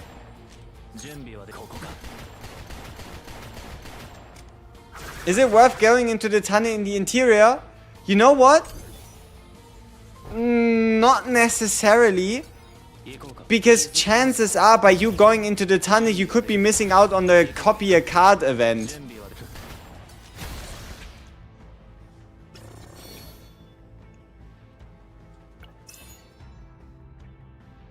Oh, 7 hours? You've seen nothing. Shh. If your units get refunded, should they farm potential or memories? If you plan on upgrading a bunch of characters, I would actually recommend you farm character experience.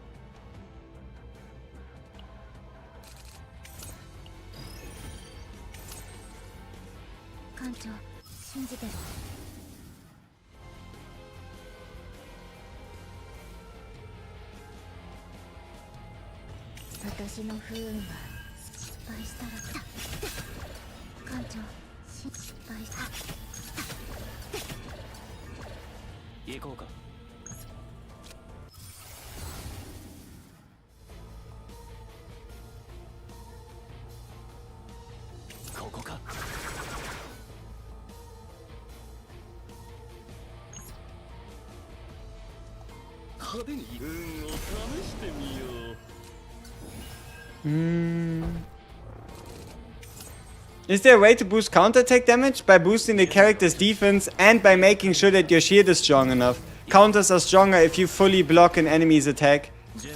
So if you have good shields, that naturally makes your counters stronger by 50%. And then obviously having a higher defense makes the counters deal more damage. And then having a partner that specifically boosts counter attack damage helps as well. Never knew you could fight the guy? I also didn't really go out of my way to fight them until more recently.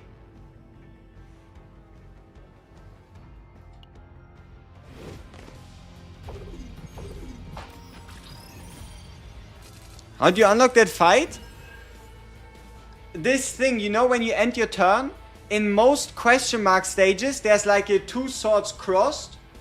And if you click on it, that means you're going to be fighting whoever is in the event. So for some of you that are looking to push your exploration levels, that could be quite helpful. Do you keep Karen's basic cards since they create futilities? The logic is you get rid of the cards the moment you have more cards that create futilities anyway. Like if you think about it like this, what would you rather have? A 0 cost duplicated epiphany card that gives you 2 futilities, or a basic that costs you 1 and only gives you 1 futility, right?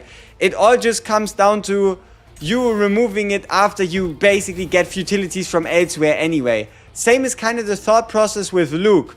Would you A, rather have a card that counts as a bullet for 1, or B, a card also costing 1 that spawns you 3 bullets? Best stage to hunt SaveData, difficulty 8. Easiest difficulty has the highest ceiling at 14 like everything else, and you can very reliably find 13. So getting decks for 150, or I guess 160 if you play on Nightmare, which you should, is not out of the question.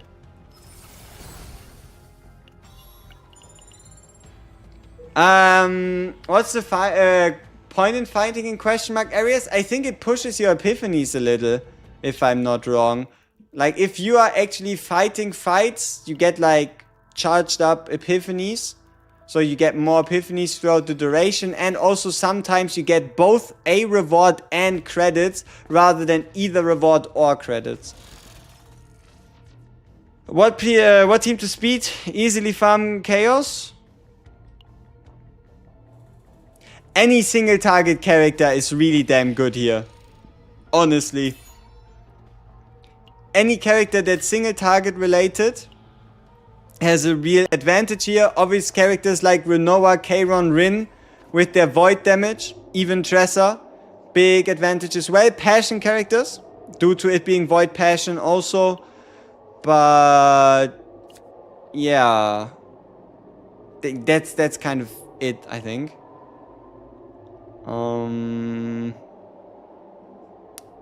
Do we actually want to go for an epiphany here? How close are we to the boss? I mean...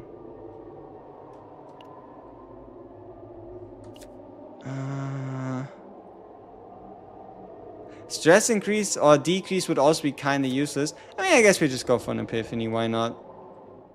Sure, it's going to slightly reduce our chances of getting what we want, but if we don't get the right epiphany on Tressa's Shadow Reload, it doesn't make a difference anyway.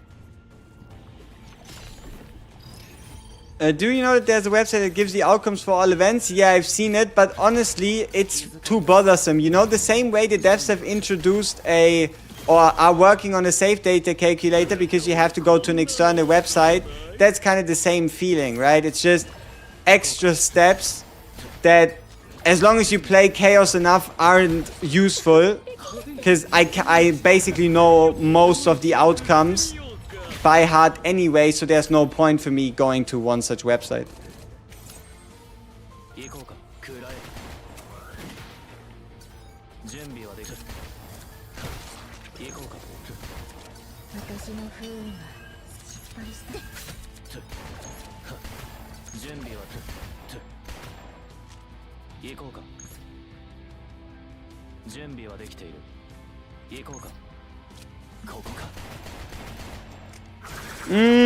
Quadruple. I would like to get a quadruple Shadow Reload, or I would like to get a Luke deck, or I would like to get a Cassius deck. I don't mind any of these outcomes much.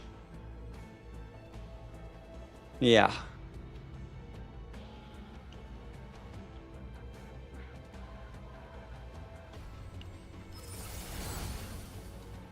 Like, I have 3, 4, 5 directions where I'd be comfortable with the game taking me. Like, for example, giving us a forbidden card. So we can try out some testing shenanigans on Cassius. It's the wrong forbidden card, unfortunately.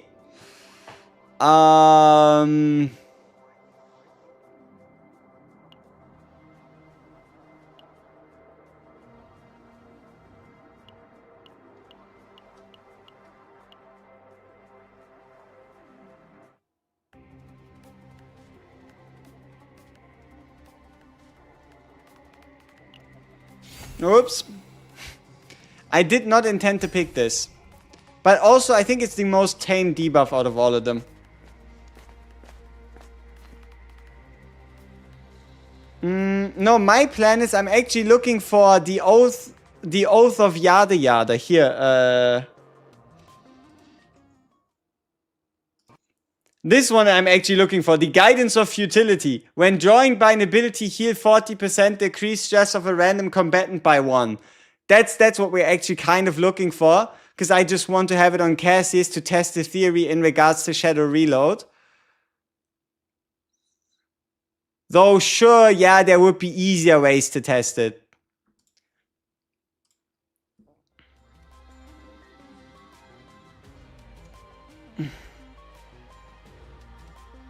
Is Olea good for Rin and how so? Yes, Olea is good for Rin due to vulnerability, overall just being the best damage increasing debuff in the game and having multiple sources of multiplicative damage boosts that just, yeah, because they can stack so high, just really go really well with the Rin. So you basically have enough vulnerabilities, you have high enough damage boosts, and then Rin can just cook. But Olea can basically go with any DPS.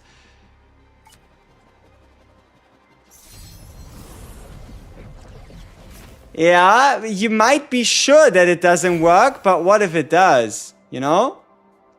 Even though you might be sure, what if it does?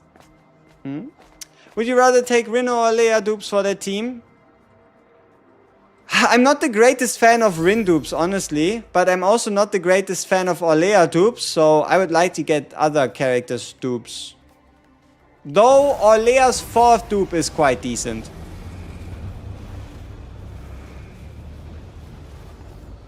Or I guess E4 with the increase, with the damage increase. And the retain, like the E1 is quite nice, the E4 is quite nice, but I don't really care too much for the other ones.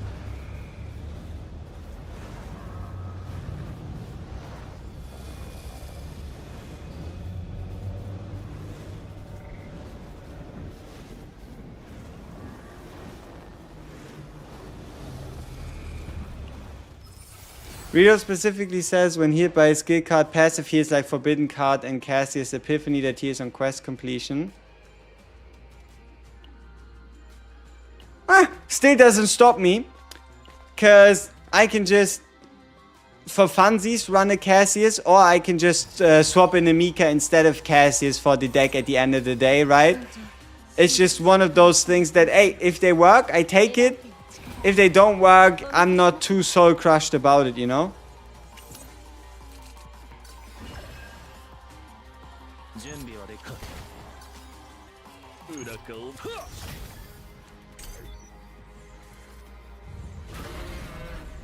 On the topic of Olea, can you name the top 3 DPS characters Olea goes best with?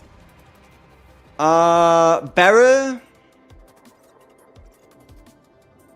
And then legit everybody else. Like, I don't think there's a DPS character in the game besides maybe if you're playing deep, like Dot Tresser, that Olea goes bad with.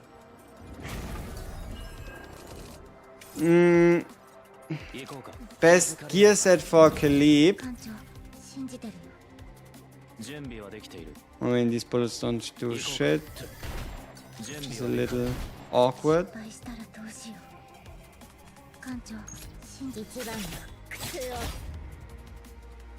I mean, for Khalib, you can either go with the instinct set 4-piece and then 2-piece defense percent or crit damage, or you go for the 4-set line of justice for the 20% crit chance for 2-cost or buff cards, with then defense percent 2-piece and crit damage 2-piece, or you go defense percent 2-piece, crit damage 2-piece, and that's it, right? Like those are kind of like the prime targets, I guess.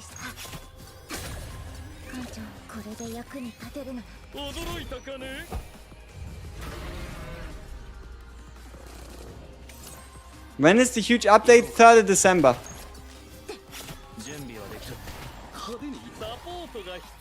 New game mode, new character, new big money refund, new chaos shop resources, all that stuff happens on the 3rd of December, which is Wednesday in 2 weeks.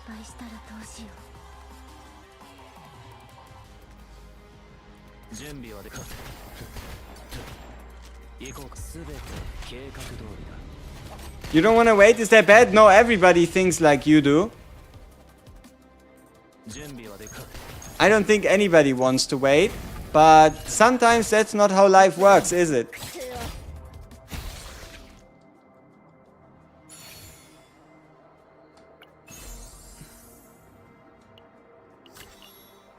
We should have put the deck on. Can Olea solo sustain Chaos Run?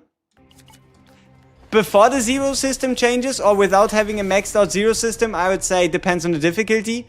But now, I would say yes, definitely. It obviously depends on which kind of characters you're running to deal the damage. But Olea can definitely solo sustain. Can Olea be the main DPS?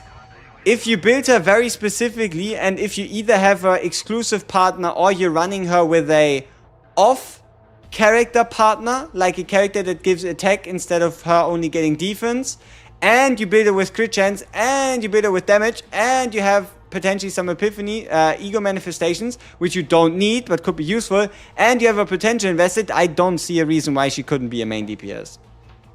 You would just kind of have to like Swifty hard carry.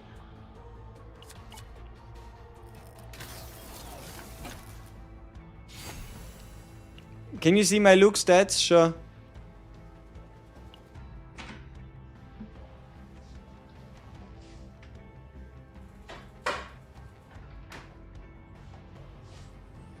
E6 Yuki resolves for single target DPS. E4 already does. Not even E4. Even fucking E0 Yuki with proper save data doesn't have single target problems.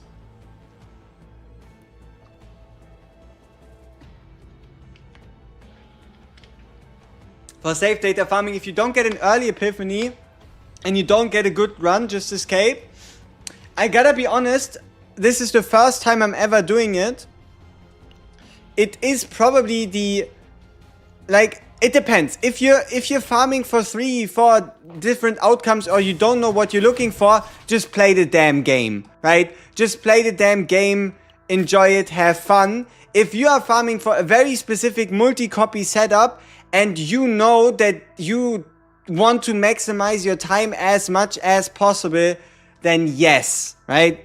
Then yes, obviously that would be your goal.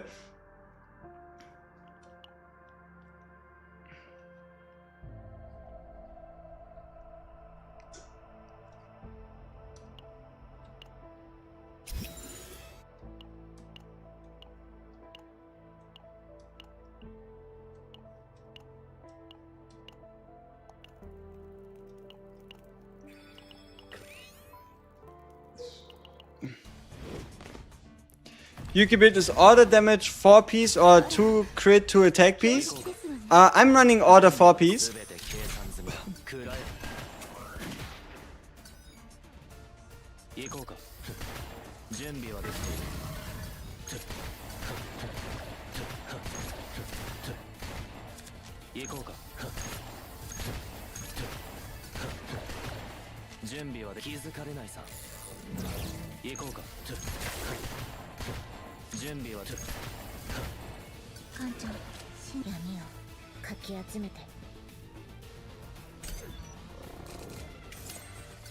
Do I believe in Luke's political views? I distance myself for good and bad from any political views of any in-game characters. It is not my business, I don't care, and I don't have the time to look into it, alright? I have zero interest whatsoever in getting involved with anything in regards to in-game fictional characters' political views. Alright?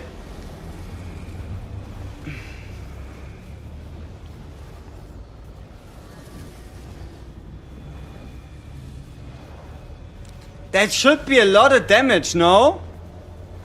Like, let's say you have like 20 agony, that's plus 200%, meaning that'd be 227. That doesn't seem too bad. For one turn plus agony damage, for agony damage is obviously also quite good. And the godly one here, do we care about it? Not really, but I guess we just roll with it. Because it's a sweet chunk of damage.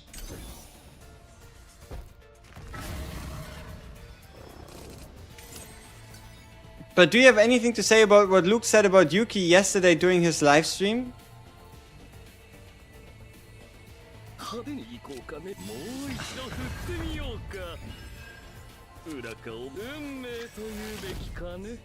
What? What? Who said what about where and when and how is that my problem?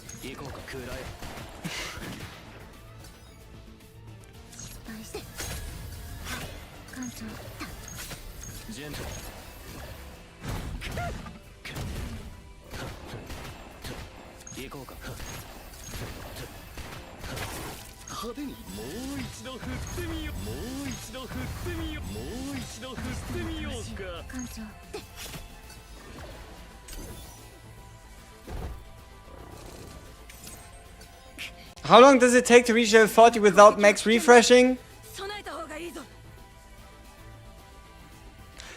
I mean, you mean without refreshing at all? 3 weeks, maybe? I would assume it's like 3 weeks-ish. If you really play it on the more casual side, if you don't go hard into grinding every single XP source that exists in the game. I would assume it'd be around like the 3 weeks mark. My Cassie's ego, he's E5. E5 Cassius.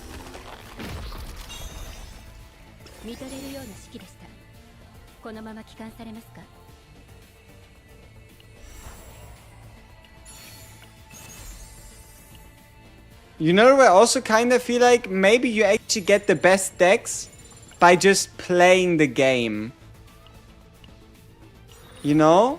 Maybe the best decks you just get by playing the game. Let me show you the deck that I built yesterday. And yeah, you can tell me what you think about it. This is my Luke build that I earned myself yesterday. And yeah, let me know your thoughts. That is what we walked away with yesterday on Luke.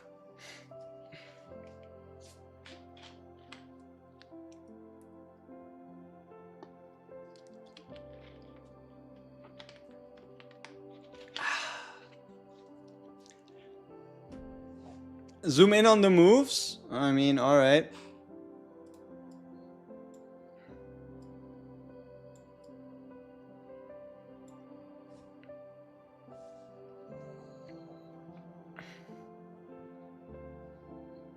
Very nice. As a content creator for another game trying to get into this game, what would you suggest focusing on? Make videos that you think you want to watch. I don't know.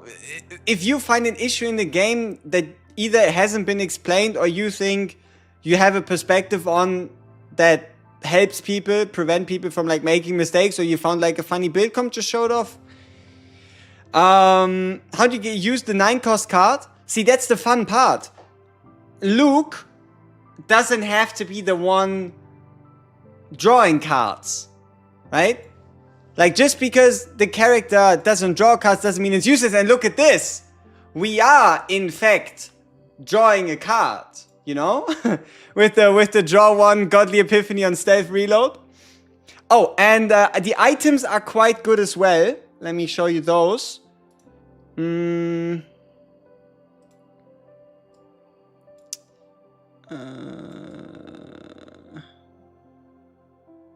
Okay. So, we have the, when 4 more cards in hand, 30% damage increase, so multiplicative 30, works quite well. Usually I do have more than 4 cards in hand. Only problem you could say is, ooh, couldn't you found a better weapon, right? Because the bullet multipliers aren't that high. Yeah, but I don't think there's many more chaos weapons available, if maybe like a Cthulhu weapon or something. Like this one, right? But it's good enough, and Amorphous Cube just gives us 25% extra damage to all our bullets, to our rapid fires, to our Forbidden Ecstasy of Violence, so that's quite sweet. Also, the 30% multiplier on finisher round goes quite nuts, because 285% is pretty big. And this one is the Epiphany with the highest base damage, for then taking advantage of it based on the amount of bullet cards used. Have you ever earned a monster card and a forbidden card on one combatant? Is it possible? Yeah, it's obviously possible to have a forbidden card and a monster card on the same character. Because monster cards you have to fight elites for, and forbidden cards you just have to get from a tunnel. Nothing makes these exclusive from each other. Just keep in mind, if you want to keep that deck at minimum without epiphanies, you are already in by 100 save data points, right? Just from the monster card and the forbidden card alone. Yeah. Yeah, and this one right here is kind of like my deck that I'm waiting to like use Tressa with. Because this one has the, at the start of the battle, discard 3, draw 3. We have the Emblem of Exceptional Entity for plus 30, which is 5% better than the cube. And we also have the Predator Spike as well. And we have this card, right? 57% damage for each attack card used this turn. This is kind of what I'm hoping to get the Shadow Reload for. So that we can actually... Or maybe we get like a better attack card-based save data. I'm not quite sure. Yeah. I haven't done that many Luke runs. I only started rather recently. But we have some decently sweet ones, that's for sure. You know, this one also isn't bad. This one also isn't bad. If upgrade card used by enemy plus 20, we have the plus 30 here. And then we have the, I guess this one for funsies. But no, we also have a double 3-hitter and a double stealth reload withdraw, as well as a forbidden algorithm. Because, why not, you know? Why not?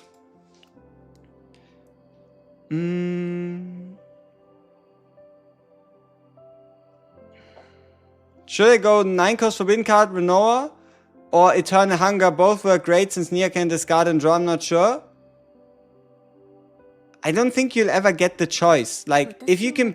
Like, if you end up in the unlikely scenario where you have to pick one between the two, probably still go for the 9-cost one, but usually you'll be lucky if you get the choice to even pick one of them.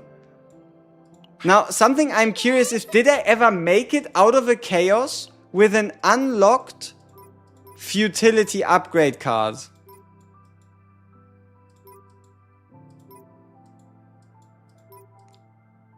I am not quite sure if I did.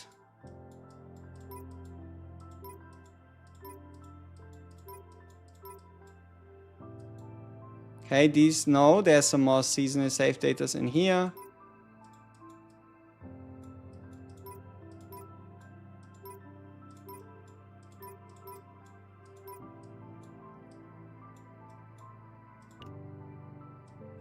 I would highly doubt I have it on Mika, but you never know, maybe. Because then we could at least test the theory a little earlier.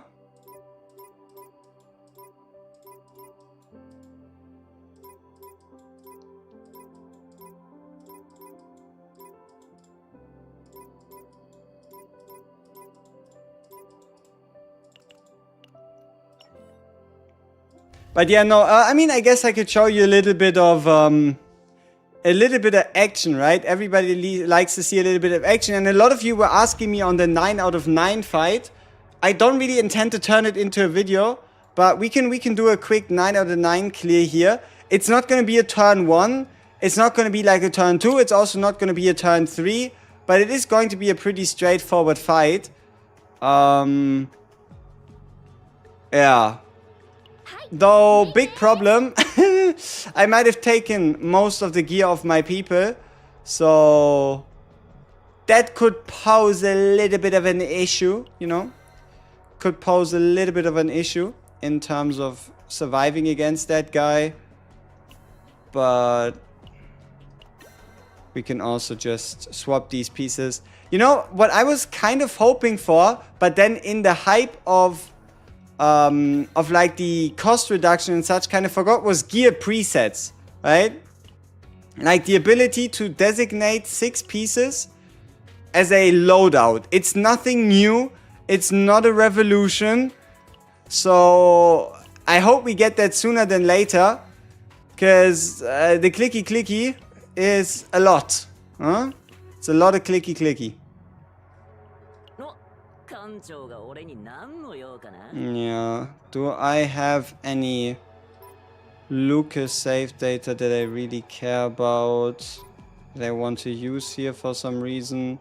Oh, what I would also like to do is get a multi-RPG 7 save on a Lucas. That'd be really nice. Like if I could get a run where I can get like 4 RPG 7s, that could be really fun as well, because then every bullet equals 200% fixed damage. Or better said, every bullet turns from a 1-hitter into a 5-hitter. So yeah, that'd be fun as well, but we didn't really manage to get anything like that yet, unfortunately.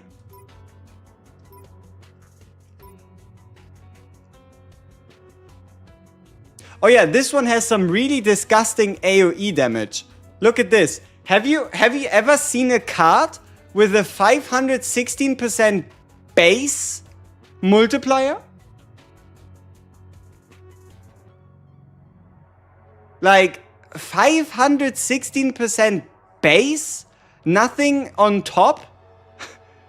Like, that is pretty damn ridiculous. 545? Kayron with the 7 cost. Let's see. Kayron with the... You could be right. Kayron with the 7 cost and then probably the Godly Epiphany for the upgrade, right? Kayron with the 7 cost. Oh, he does have 510. And then there would be an additional 30% of 510, which would be 150. So Kayron with this 30% damage increase, Godly Epiphany, and some more upgrades in his potential could have, I think, 660 or something as a base multiplier. But yeah, I still think that one is kind of sweet. And then we also have this card. Look at this card. It is very unassuming, but it is also very powerful. 295% damage to all enemies. 2 marks. Like, just think about the implications. Imagine if you're fighting 4 enemies and all of them are getting 2 marks. Right? And we have both of these on the same character in a very slim deck. With 3 at the start of the battle discard, 30% damage boost, and turn 1 cost reduction. Yeah, I like this one. It's very clean. Like, sure, one more basic card removal, you know, would have been a little better, yada yada. But yeah, I think it's a very clean save.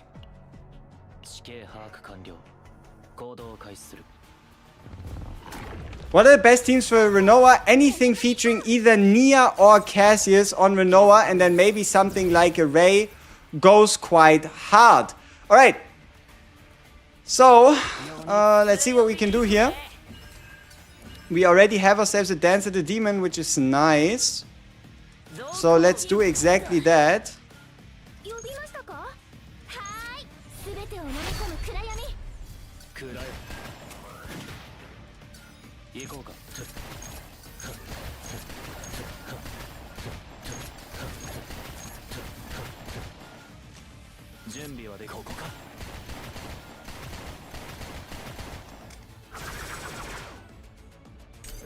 Not bad for turn 1, is it? What difficulty and tier do you usually farm? I usually farm tier 13 or 14 on difficulty 8. Base, right? Obviously higher with epiphanies, etc. What I also like about the forbidden ecstasy of violence and ray is that we can do the 100% damage bonus here, and we're not even really missing out on anything. Alright. Why did we actually not draw the forbidden echo? It does make you question that a little. Because we did use the card that should have guaranteed us a draw of it. And we also haven't gotten the damage card yet. So we're not really doing any AoE damage. That's alright. Melee 170k damage? Yeah, hey, if I had like a perfect save data, I could at least get somewhere close to that. But for now, for like my Luke or Lucas or whatever setup, I'm nowhere near there, right? Played him for like 2 or 3 days, not really much of a chance to get anything crazy going. How extra damage is calculated? I mean, extra damage is the percentage of extra damage is obviously all based on your attack. So the higher you attack, the higher the extra damage. But then the only thing that comes on top of that, besides like the usual, oh, is it a order card, order damage bonus, or passion card, passion damage bonus, is just the extra attack damage substat coming from gear.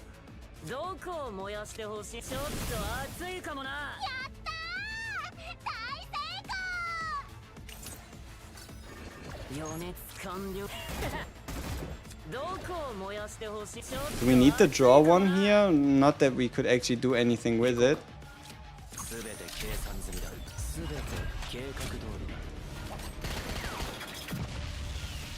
Yeah, there is so many combos available in the game, and if you wanted to experience all of them for yourself, that's a lot of time. I cannot survive level 69 crab boss. Any tip for good teams? I'm so tired. If you cannot survive it, you need to kill it before it kills you, right? Now it sounds like the most scam wisdom out there, but that's just the truth, right? If you cannot survive it, you need to find a team that can beat it in like 6 to 9 turns or whatever.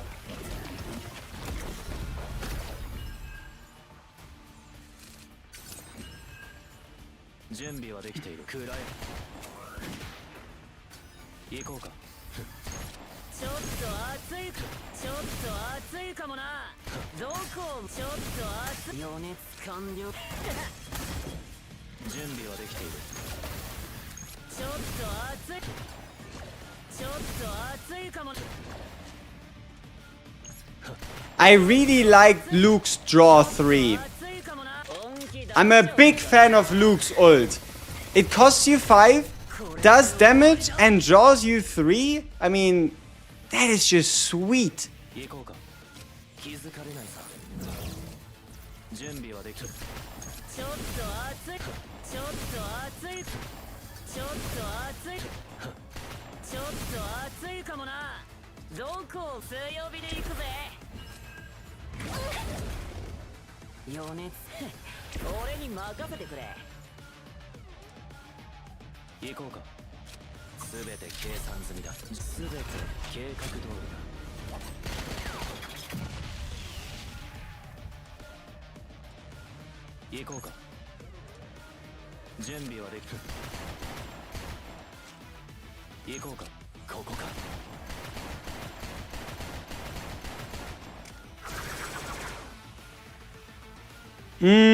The minigun animation does go quite nice, doesn't it?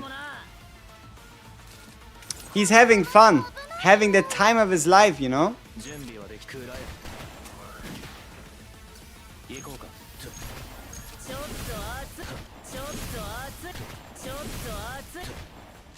But yeah, there's a ton of ways you can beat this with Luke, you can beat this with Malin, you can beat this with Rin, you can beat this with an Olea in the team, you can beat this with a Mika instead of a Ray.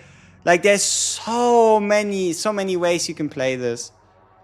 Would you delete Yuki's 2-cost basic, or is it worth keeping? Yuki's 2-cost basic is the last thing I delete. Like, I delete shield first, then I delete longsword slash.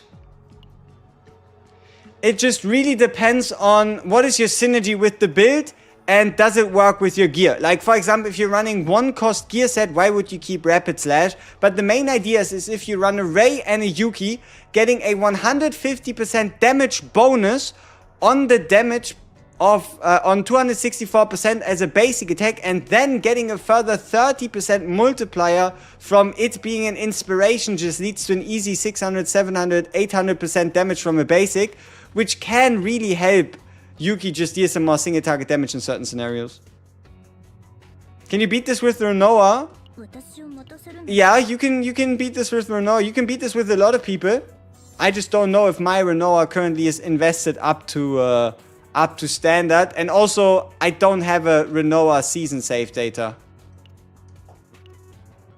You will appreciate it. Thank you very much. But deleting both basics will make her do almost no single target damage. Her 2-cost basic is her biggest single target damage. See,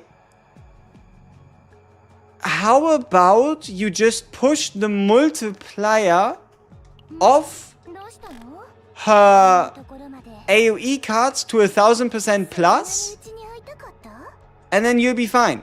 Right? How do you know if a buff is a multiplier? It is pretty simple. Let me find you the best example card. So this is right here. So if it's additive, it has a plus, right? Right here, plus 60%, plus 60. Right? It says plus when it's additive. You just put 60 on top. And if it's multiplicative, it's always going to say by percentage. No plus, it just says by. Increases attack damage, blah, blah, blah, by 50. So if it says by, it's multiplicative. If it's plus, then it's additive. Is Luke E2 worth playing without his partner? Oh, absolutely.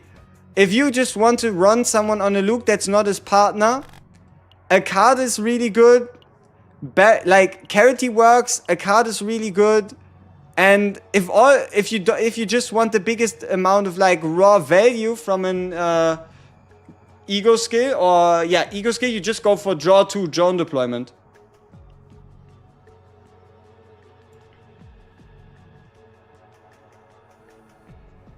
Three iceberg cleaves, 2 prepare to subdue. That's a lot of iceberg cleaves, my guy. It really depends on if you have Yuki E1 or not, if you want to copy iceberg cleaves. But one of my favorite Yuki decks is this one. It's pretty straightforward. It doesn't do anything wrong. I mean, I guess the only issue is the fact that this is not offensive, right? But we have the triple draw on by 40% multiplicative damage bonus for the card drawn. We have ourselves the 0-cost retain retrieve. So we can use this to like make up for bad RNG. We have the double hitter on flash slash. We have ourselves Iceberg Cleave, and then we have the AoE damage multiplicative increase. And just as icing on the cake, we have a Forbidden Ecstasy of Violence and a 1 AP aggressive mutant. But I think I also have some other save datas, like this one. This one is just straightforward as fuck, right? Draw 1 card, 20% increased attack amount of attack cards. Important, attack cards. Doesn't matter which attack card. All attack cards get a 20% bonus for 1 turn. Then here we just have the 1-cost decrease plus more base damage, so I can use it with a Ray. And we have the initiation. And we have ourselves the inspiration. And yeah. So this one's also quite minimalistic, quite straightforward. This one's not as minimalistic. But it at least has this one. No attack cards in hand, draw 2, 1 vulnerable, 1 AP. It's a very nice belligerence. And it also has the right weapons, I guess.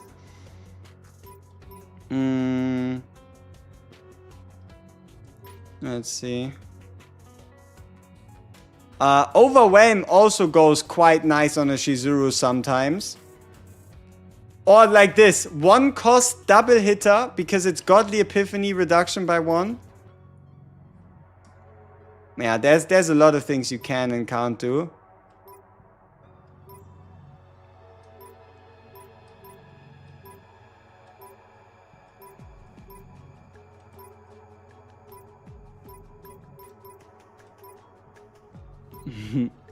I like to put a lot of cards into my Yuki decks most of the time.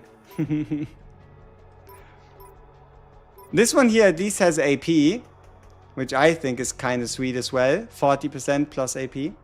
But yeah, so many ways. So many ways.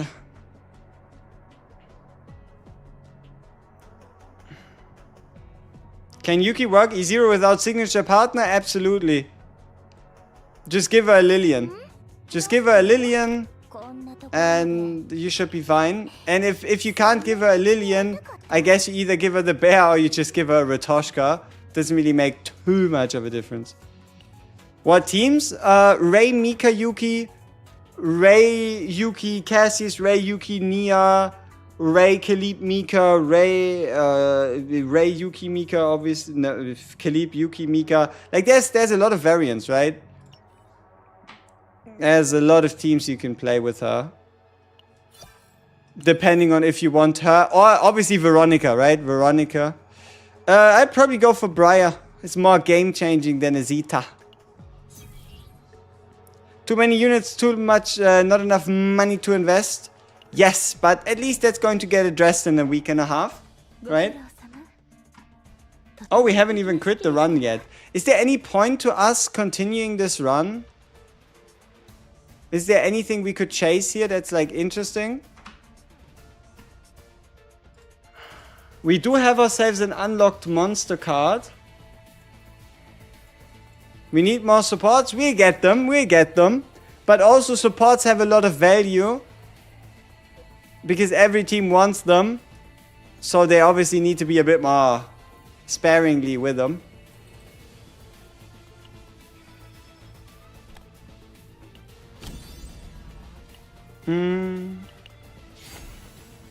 I'm 10 perts away from Yuki Banner. Do I rip or wait for Shizuru? If you don't miss the resources, summon for Yuki. If you feel like you missed the resources, then just wait until you know what Shizuru does. Any tips to fish for certain forbidden cards? If you really just want to grind for a specific forbidden card, then quit after beating... quit after the portal if it doesn't give you a forbidden card choice. Always go into areas with double question marks. And that's the way you can get yourself your desired forbidden card the fastest.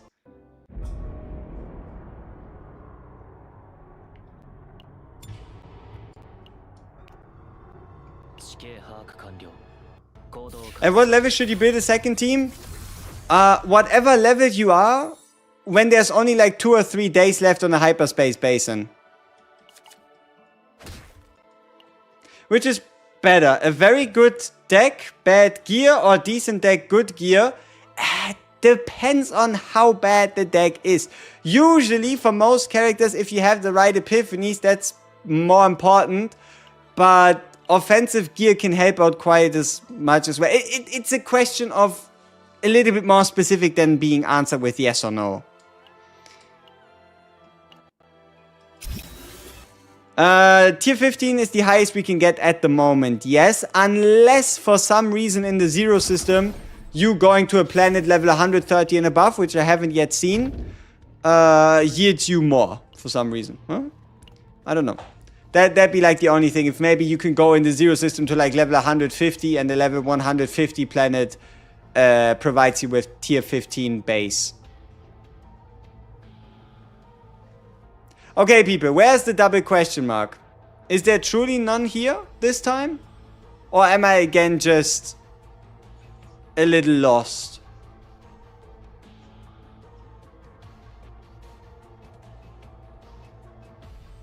I don't see one.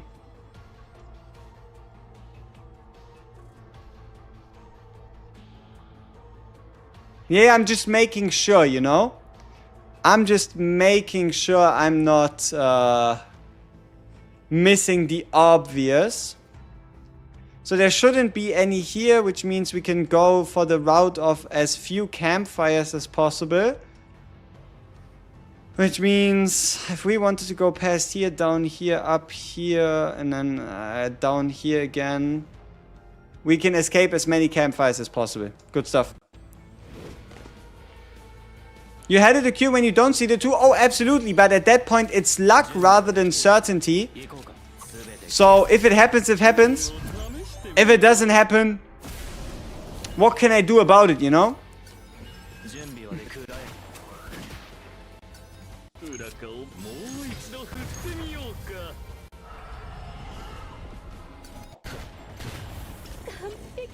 You would think the question mark, waypoint question mark would be the one to yield us the portal. Where do we have a waypoint question mark waypoint? Down here? Yeah, I think I would have went there anyway. At least after the fight and down to the waypoint. No, down here and then down here. Yeah, we go there anyway, so let's see. Maybe it is there, you know? I'm level 43 and I've only been able to level Hugo up to 50. Where should I be doing save data runs? Should I even be grinding for good save data or wait for better tiers? I mean, the only way for you to get better tiers is by you beating higher stages. So the question you should ask yourself is, can you I mean, obviously what you want to farm at the moment is seasonal data, right? Seasonal data is used for the boss. Seasonal data will be used for the game mode on the 3rd of December. Seasonal data will be used for the boss that unlocks next Wednesday. So seasonal data is the priority, right? So the question is, can you take your level 50 Hugo and just beat as high of a tier possible in the season save data, right? That's your current goal. So yeah, take your Hugo, season save data, build up a Tressa, build up a Mika, and just have at it. 3rd of December. What do you think of Cassius compared to Veronica? Veronica is easier. And Veronica can have a bigger impact. But that doesn't mean that you can't just, yeah, you could say, outvalue a Veronica with certain Cassius epiphanies. Does Kentrus actually disappear after we get another raid boss? No, they all stay. I think they all stay until the end of the season, actually.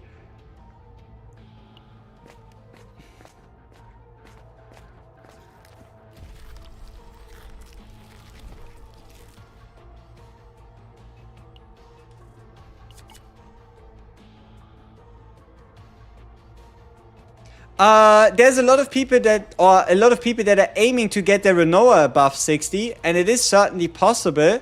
But the way you would do it is, number one, minimum, you want the 10% crit chance from potential, so that's 10. Then you get the 3 from base, so that's 13. You get the 27 from the amulet, so that's 40. And then the only thing you need to do is get 20% from substats. So if you think about it, there's 5 pieces where you can get it, which means 4%. You need to average 4% on every single piece, and there you go, 60% crit chance achieved. Now, if you can make it happen, that's a you problem, you know? So, have at it. Attaboy, you got it. I believe in you.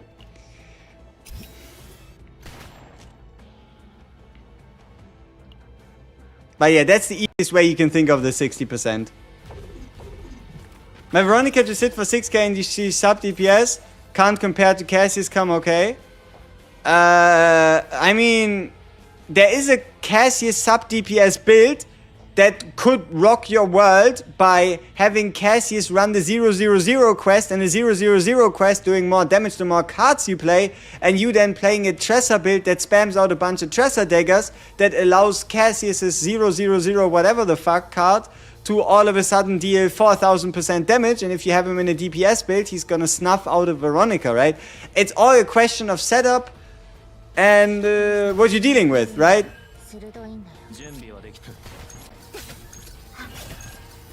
Like, there really isn't that much of a point in comparing characters between each other. Like, you either beat the content or you don't. How you get there is completely up to you. Okay, is it a Shadow Reload Epiphany early? No. Alright. Could have been.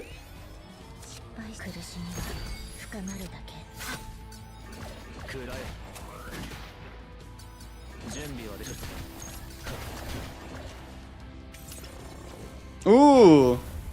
Your Rin is almost 70%. Yeah, I mean, Rin gets 16% from her top potential meaning you can get 76% if you get the 60% we talked about. So, yeah. Yeah. Rin is rinning. Are you rinning, son? Huh? There's a reason it's called rinning instead of winning. Okay, Cthulhu. Let's have a battle. Our battle shall be legendary.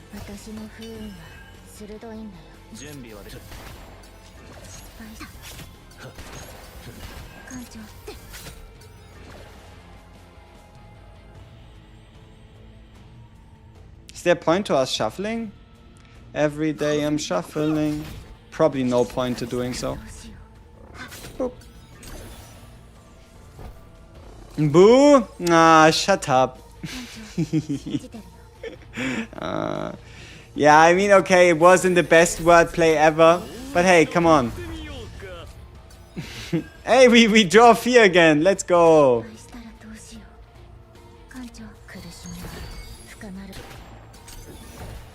Wilhelmina for or Rachel for Khalib? Defensive Khalib Rachel, offensive Khalib Wilhelmina.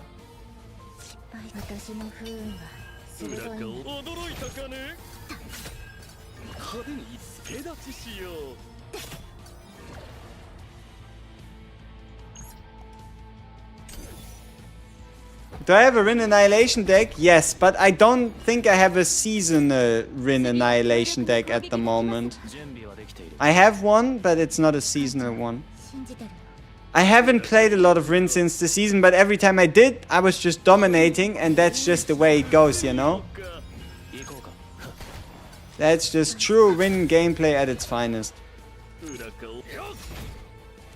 Ooh, my guy is starting to deal a lot of damage to us. That could be little scary, But for now we're still mostly fine. We just have to kill him next turn. Oh, and our stress is going quite high.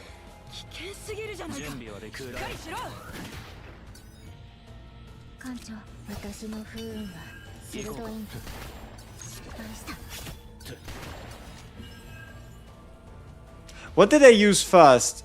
Dagger or shot? I mean, I can just undo if I pick wrong. Guess I didn't pick wrong. Pew. You starting to like the Create Annihilation? I'm a big fan of it as well, but the potential of it is definitely a little bit more limited.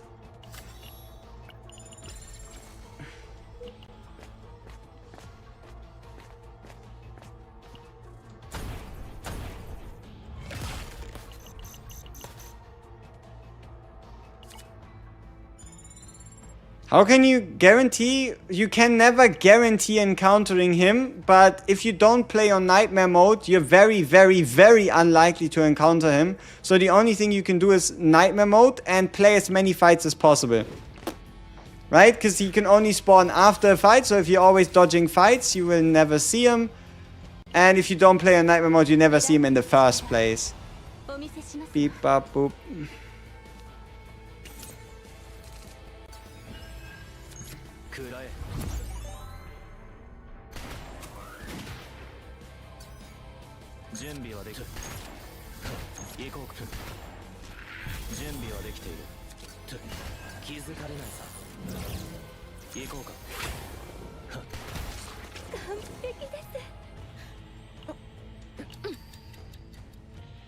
Is it possible to see him 2 times in a run? I don't think I've encountered him twice in a run yet.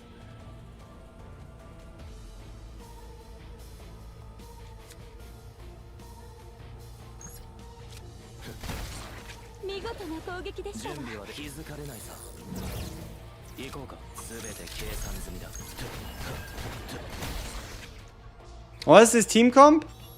It's a team comp that it's Luke babysitting a bunch of other characters. I'm mainly here trying to see which, based on like epiphanies I get early and stuff that happens in like the first part of the fight. Just kind of trying to see what, yeah, what kind of decks I want to end up building. Like if I can get like a fun godly epiphany or something, I can focus on that character. Yeah, and then the rest is just, yeah, Lucas main DPS, Chessa has a little bit of like a sub DPS, and yeah, Cassius, he's there for the ride, you know. Would Hugo be better here?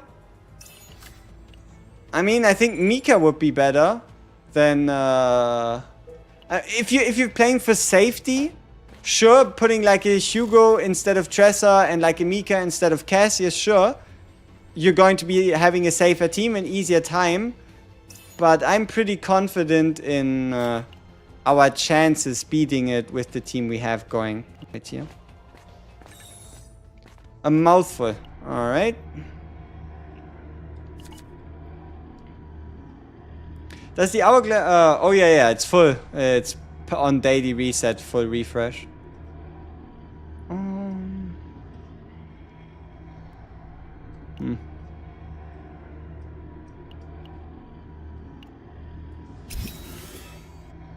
And instead of Luke with Hugo Tressa comp work? Yeah, Hugo Tressa is a very popular, very standard comp. Should you pull for Yuki?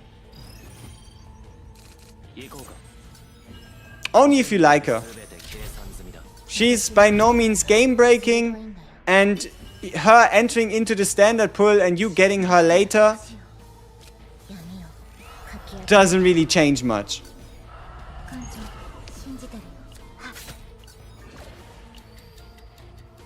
Best 4-star partner for Khalib? Depends on what you want to use her for. But Wilhelmina if you want her for damage. And Burger Lady if you want her... Rachel, I think her name is, right? Rachel if you want her for defensive purposes, mainly.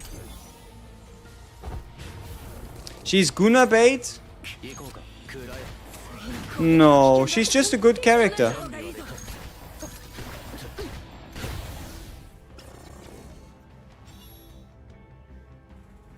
Investing into Yuki-san. Keep in mind, the devs are not going to turn her from a 8 into an 11. They might turn her from an 8 into like a 8.5 or like a 9 or whatever. But they already said they're specifically working on taking out low impact epiphanies rather than cranking her base numbers. Like, don't expect her to like do a complete 180.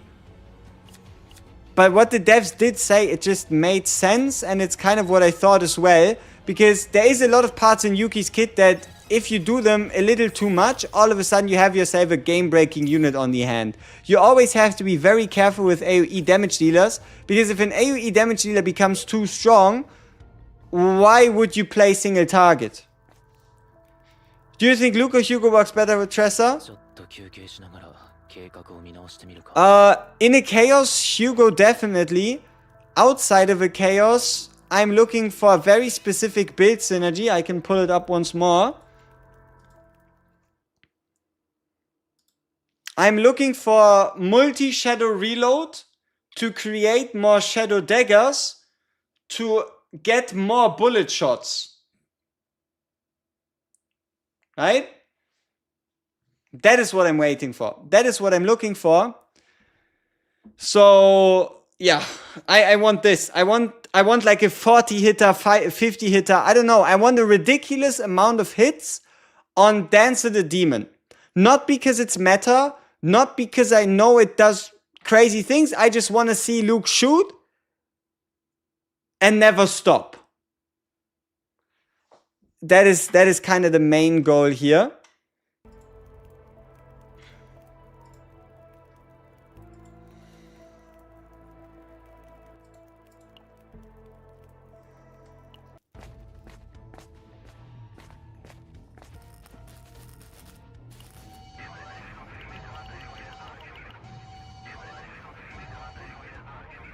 Is Veronica really top tier? I see so few people playing her. Veronica makes any character work, right? Like any main DPS is very happy if Veronica is there because she can just draw specific other combatant cards, right? She can just draw cards for other combatants. She's there whenever Meilin does crazy damage. And she then also has her own damage on the side. But me personally, I just don't like other characters stealing the spotlight for like my loot. Like I like to play hyper carries, so I mainly like to play a character, and that character is who's dealing all the damage.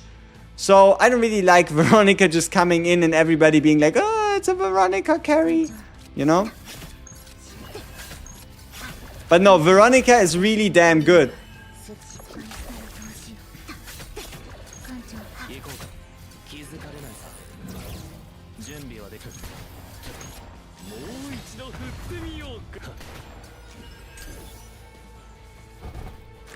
"19 pulls away from the selector. Veronica is meant to wait for you." Sweet.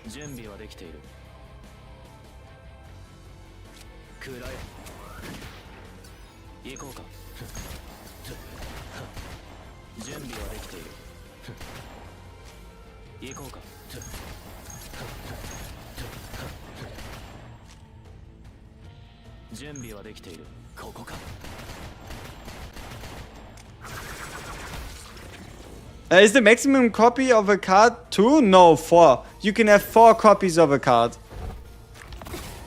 With the base, like 1 base copy and then 3 extras.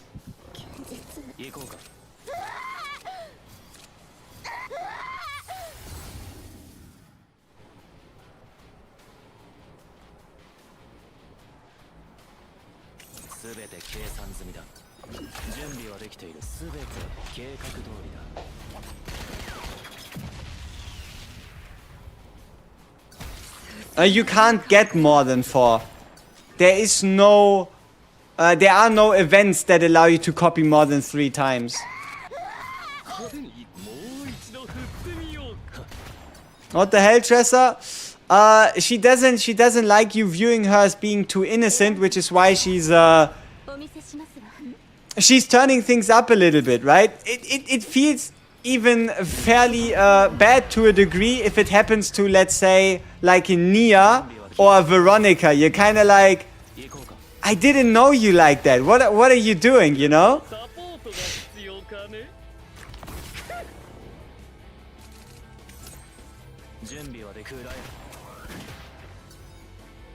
When the bug is still there, there was an 8 dupe in Chinese community.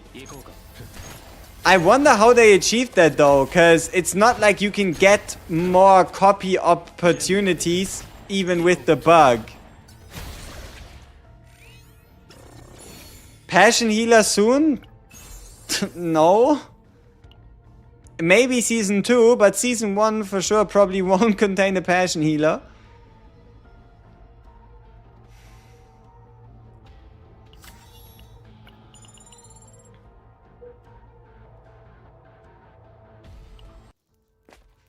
Cats are gone? No, you just have to go out of the cat cafe and back in. The drop chance of cats isn't 100% anymore. Feels kind of weird calling it drop chance, but I mean that's what it is, you know?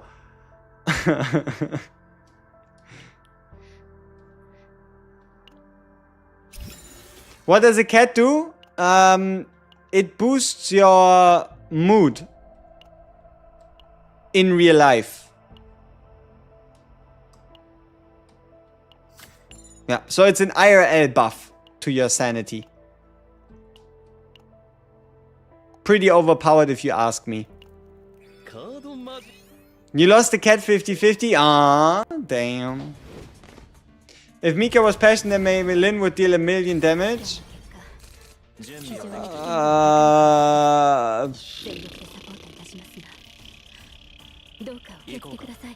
My guess.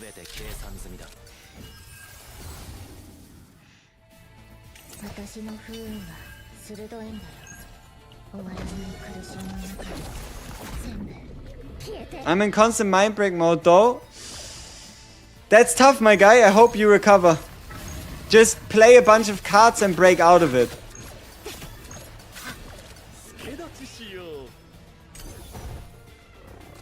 Do you like the 100% crit epiphany on Rin? You mean the crit damage one?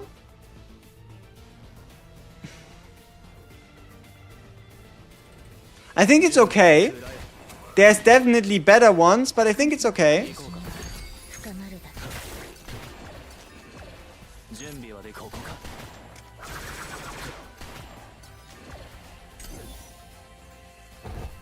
With all the hours who I've played, who's my favorite character? Probably my most used character by far is Rei. She's basically everywhere. Yeah, Rei is probably my most used character. Because even if I like go no Mika, I don't really see a reason not to bring Rei. What difficulty is optimal for farming SaveData? 12 or 13 base. And then with Nightmare Mode 13 or 14. 8. 8. But tier, right? But yeah, 8.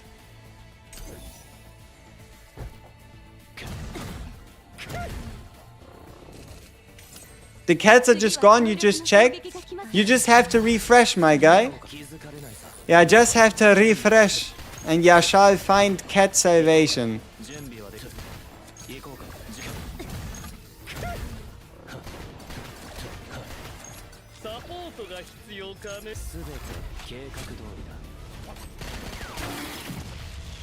Over 20 runs trying to make the OP build on Mailin. See it like this. The moment you have it, you're done with it for the season.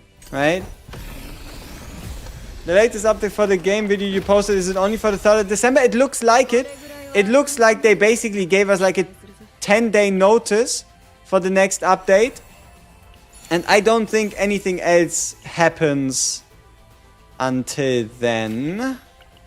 But that doesn't mean that there won't be any patches or things like, for example, them bug fixing, localization fixing, adding in Hugo cards and whatnot in the meantime, right?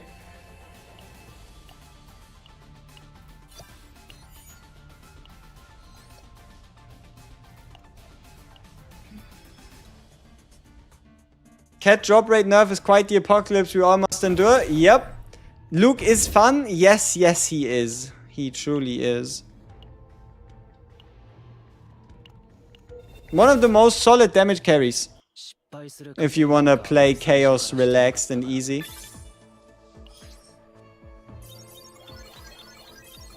Is there a stat that lessens stress gain? Defense. Because defense increases your heal, and the higher your heal, the higher the stress recovered when healing. Like, for example, if you click on a Mika, you can see that the concept of a heal, but depending on how much it heals, reduces stress anywhere from 1 to 6. Meaning the higher you heal, the higher your defense, the bigger the stress reduction. And then obviously there's like gear pieces that reduce stress and like cards and epiphanies and stuff like that. But at the end of the day, it all comes down to defense. Do I play Luke and Hugo together?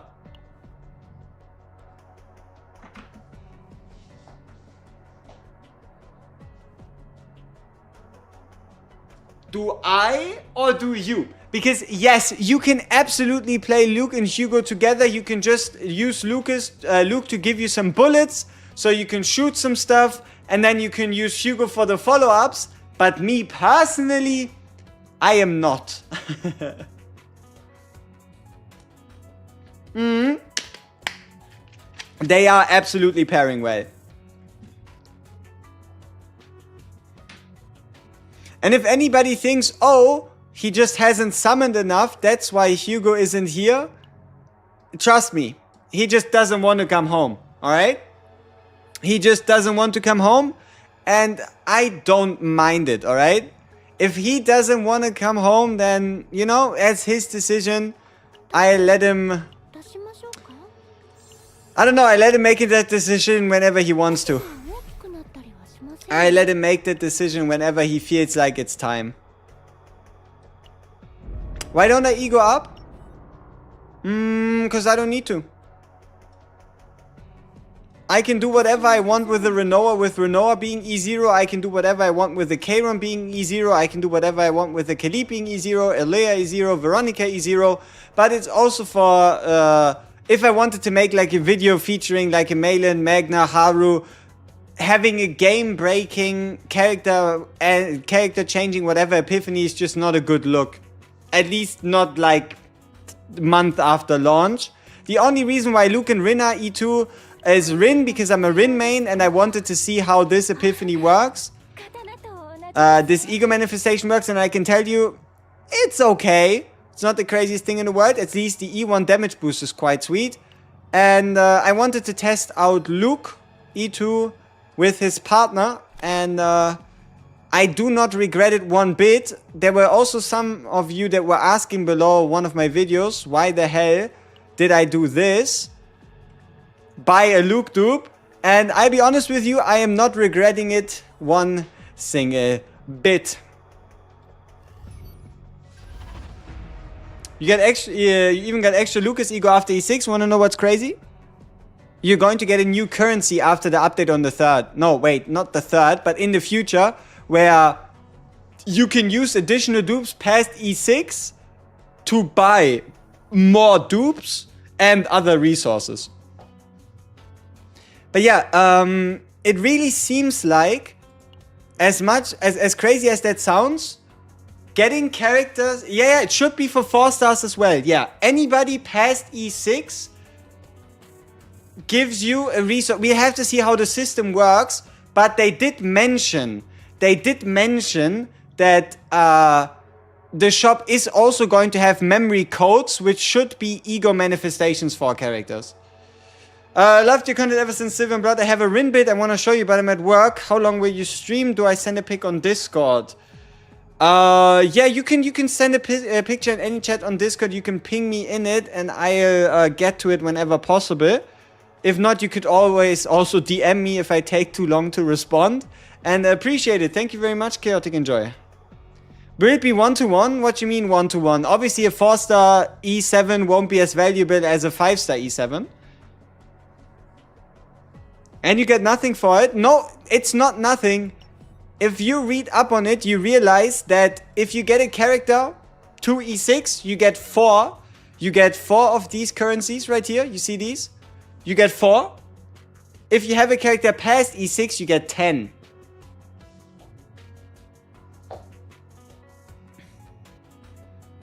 What's Rin's strongest dupe?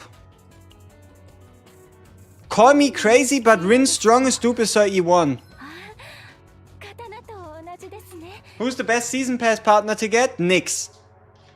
Nyx is by far the best season partner to get, especially with the way Yuki works, especially with the way the 9-cost Forbidden card works, and with the ability to unfuck your turn. So you go for the controller partner, and then you don't look back.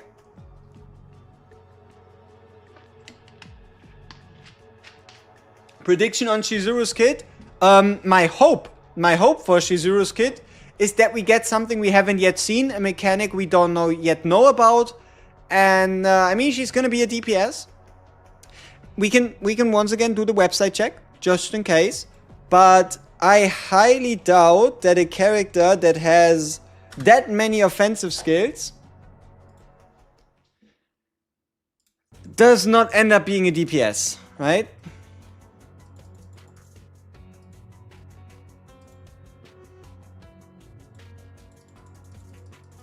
Offensive skills, right? I said offensive. Did I say defensive? Unsure. Whatever. But yeah. So you have 3 attack cards, an upgrade card, and a skill card. Right? So unless these cards are attack cards that have utility baked into them, I don't really see her being either sub DPS or a sub DPS or a yeah, either a sub DPS or even a support, right? Like, I just don't see it happening.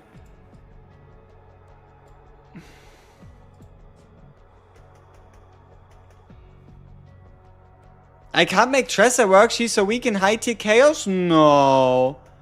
It's just, if you go the full DOT approach, you just have to have a little bit more survivability because the DOT needs time to tick over. But Tressa by no means is weak. Though then again, Tressa's best companion for extra damage is obviously running her with a Hugo. Her cards give me support vibes? What do you mean her cards give you support vibes? You mean because this is a shield? Divine Moon Shard?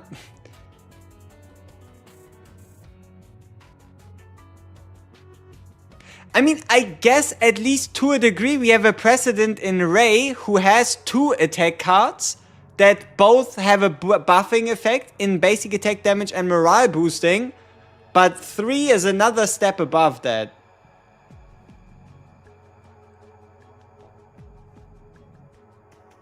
But yeah, honestly, I gotta be honest. Let's get a let's get like a let's get a poll. Let me know how you feel about this.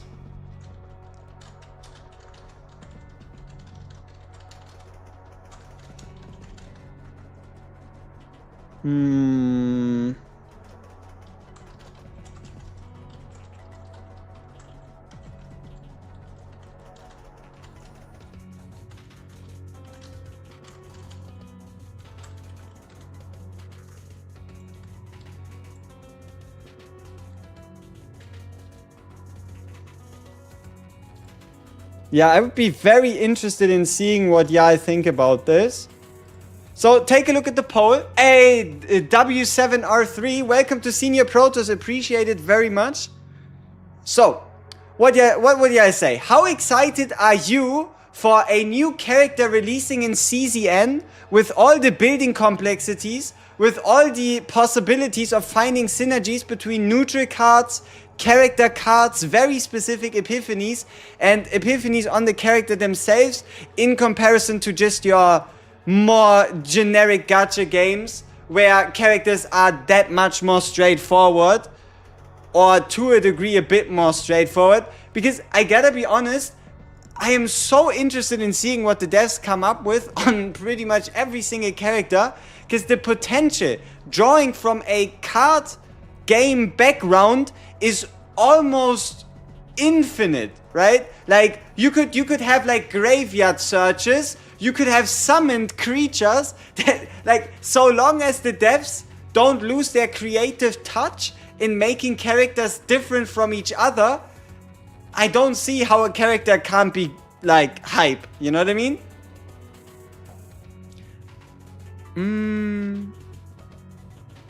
Yeah, the base roster is already pretty damn awesome. I just hope they don't follow Yuki's egos. I don't, you know what? I'm not quite so sure if a character should be like redefining themselves through their egos, right? Like, how good or how game changing should a character's egos actually be? Because honestly, Yuki's E4 and Yuki's E6 are probably absolutely disgusting in comparison with already her base numbers that she can pull out. I mean, whenever any of Yuki's cards are drawn, up to a 20% damage increase, and if you go to E6, 45% damage increase? Like, it's just pretty straightforward. I mean, I don't know. I'm not quite sure how transformative a character's egos really should be. You don't need the E2, right? The E2 is quality of life. You really don't need the E2. Yeah, why would a character's E1 have to look stronger than other characters' E1s, right? The update is on the 3rd of December for the 80% reduction. It's still like 10 days away. The devs just need to copy some of the cards from Yu-Gi-Oh! Exactly. Or from Magic. Or from Runeterra. Or from Hearthstone. Or from anywhere, right? They could even copy cards from Uno, whatever, right? Potential is truly endless.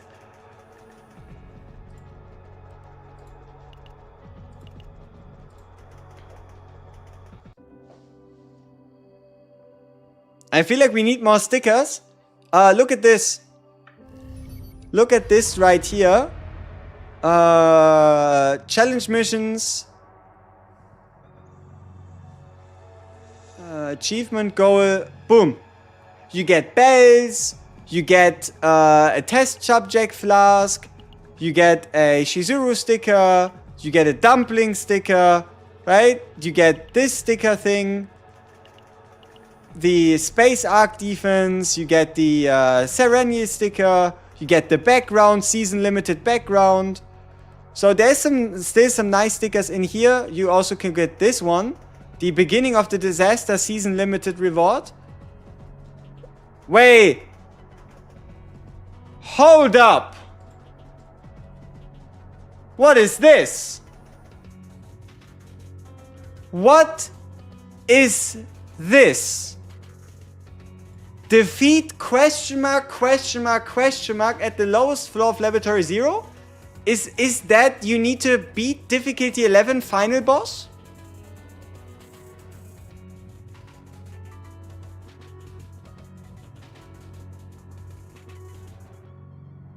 How are people getting close to 300 summons, by the way? Just playing the game, playing the level up stages and such, and maybe doing 10 or 20 pulls with gems. Random encounter boss.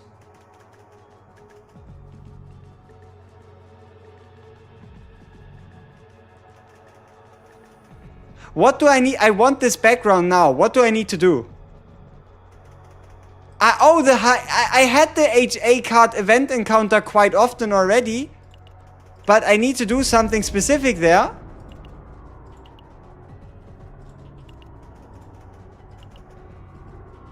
Monsters. Events. Here, let's see. This one, right? Fate Replica 2. First great success that was a herald a new era, instead became a disaster. This thing. Ah, and I have to kill it, huh?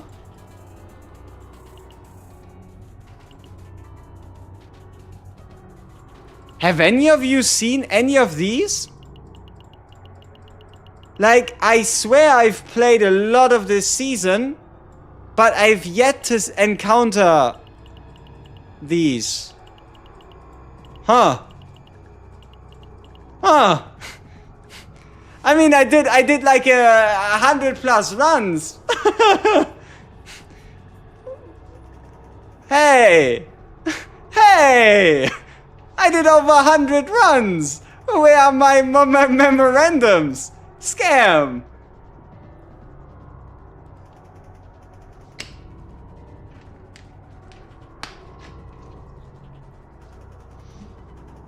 I'm going for every question mark, man.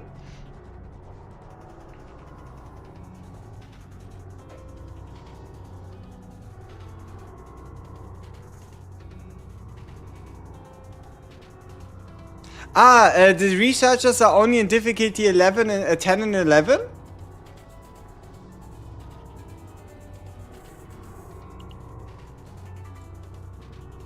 You sure?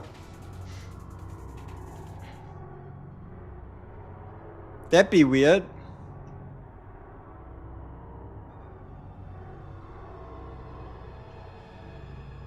The memo one gives you really good support armor. The draw one at the beginning of the battle? Damn. No, I've seen them all on Div 7. So I guess I'm just unlucky, huh? Huh. I mean, alright. I guess I just have to do more runs, you know? But, yeah. Skill issue. Simple and straightforward. Clear skill issue. Alright.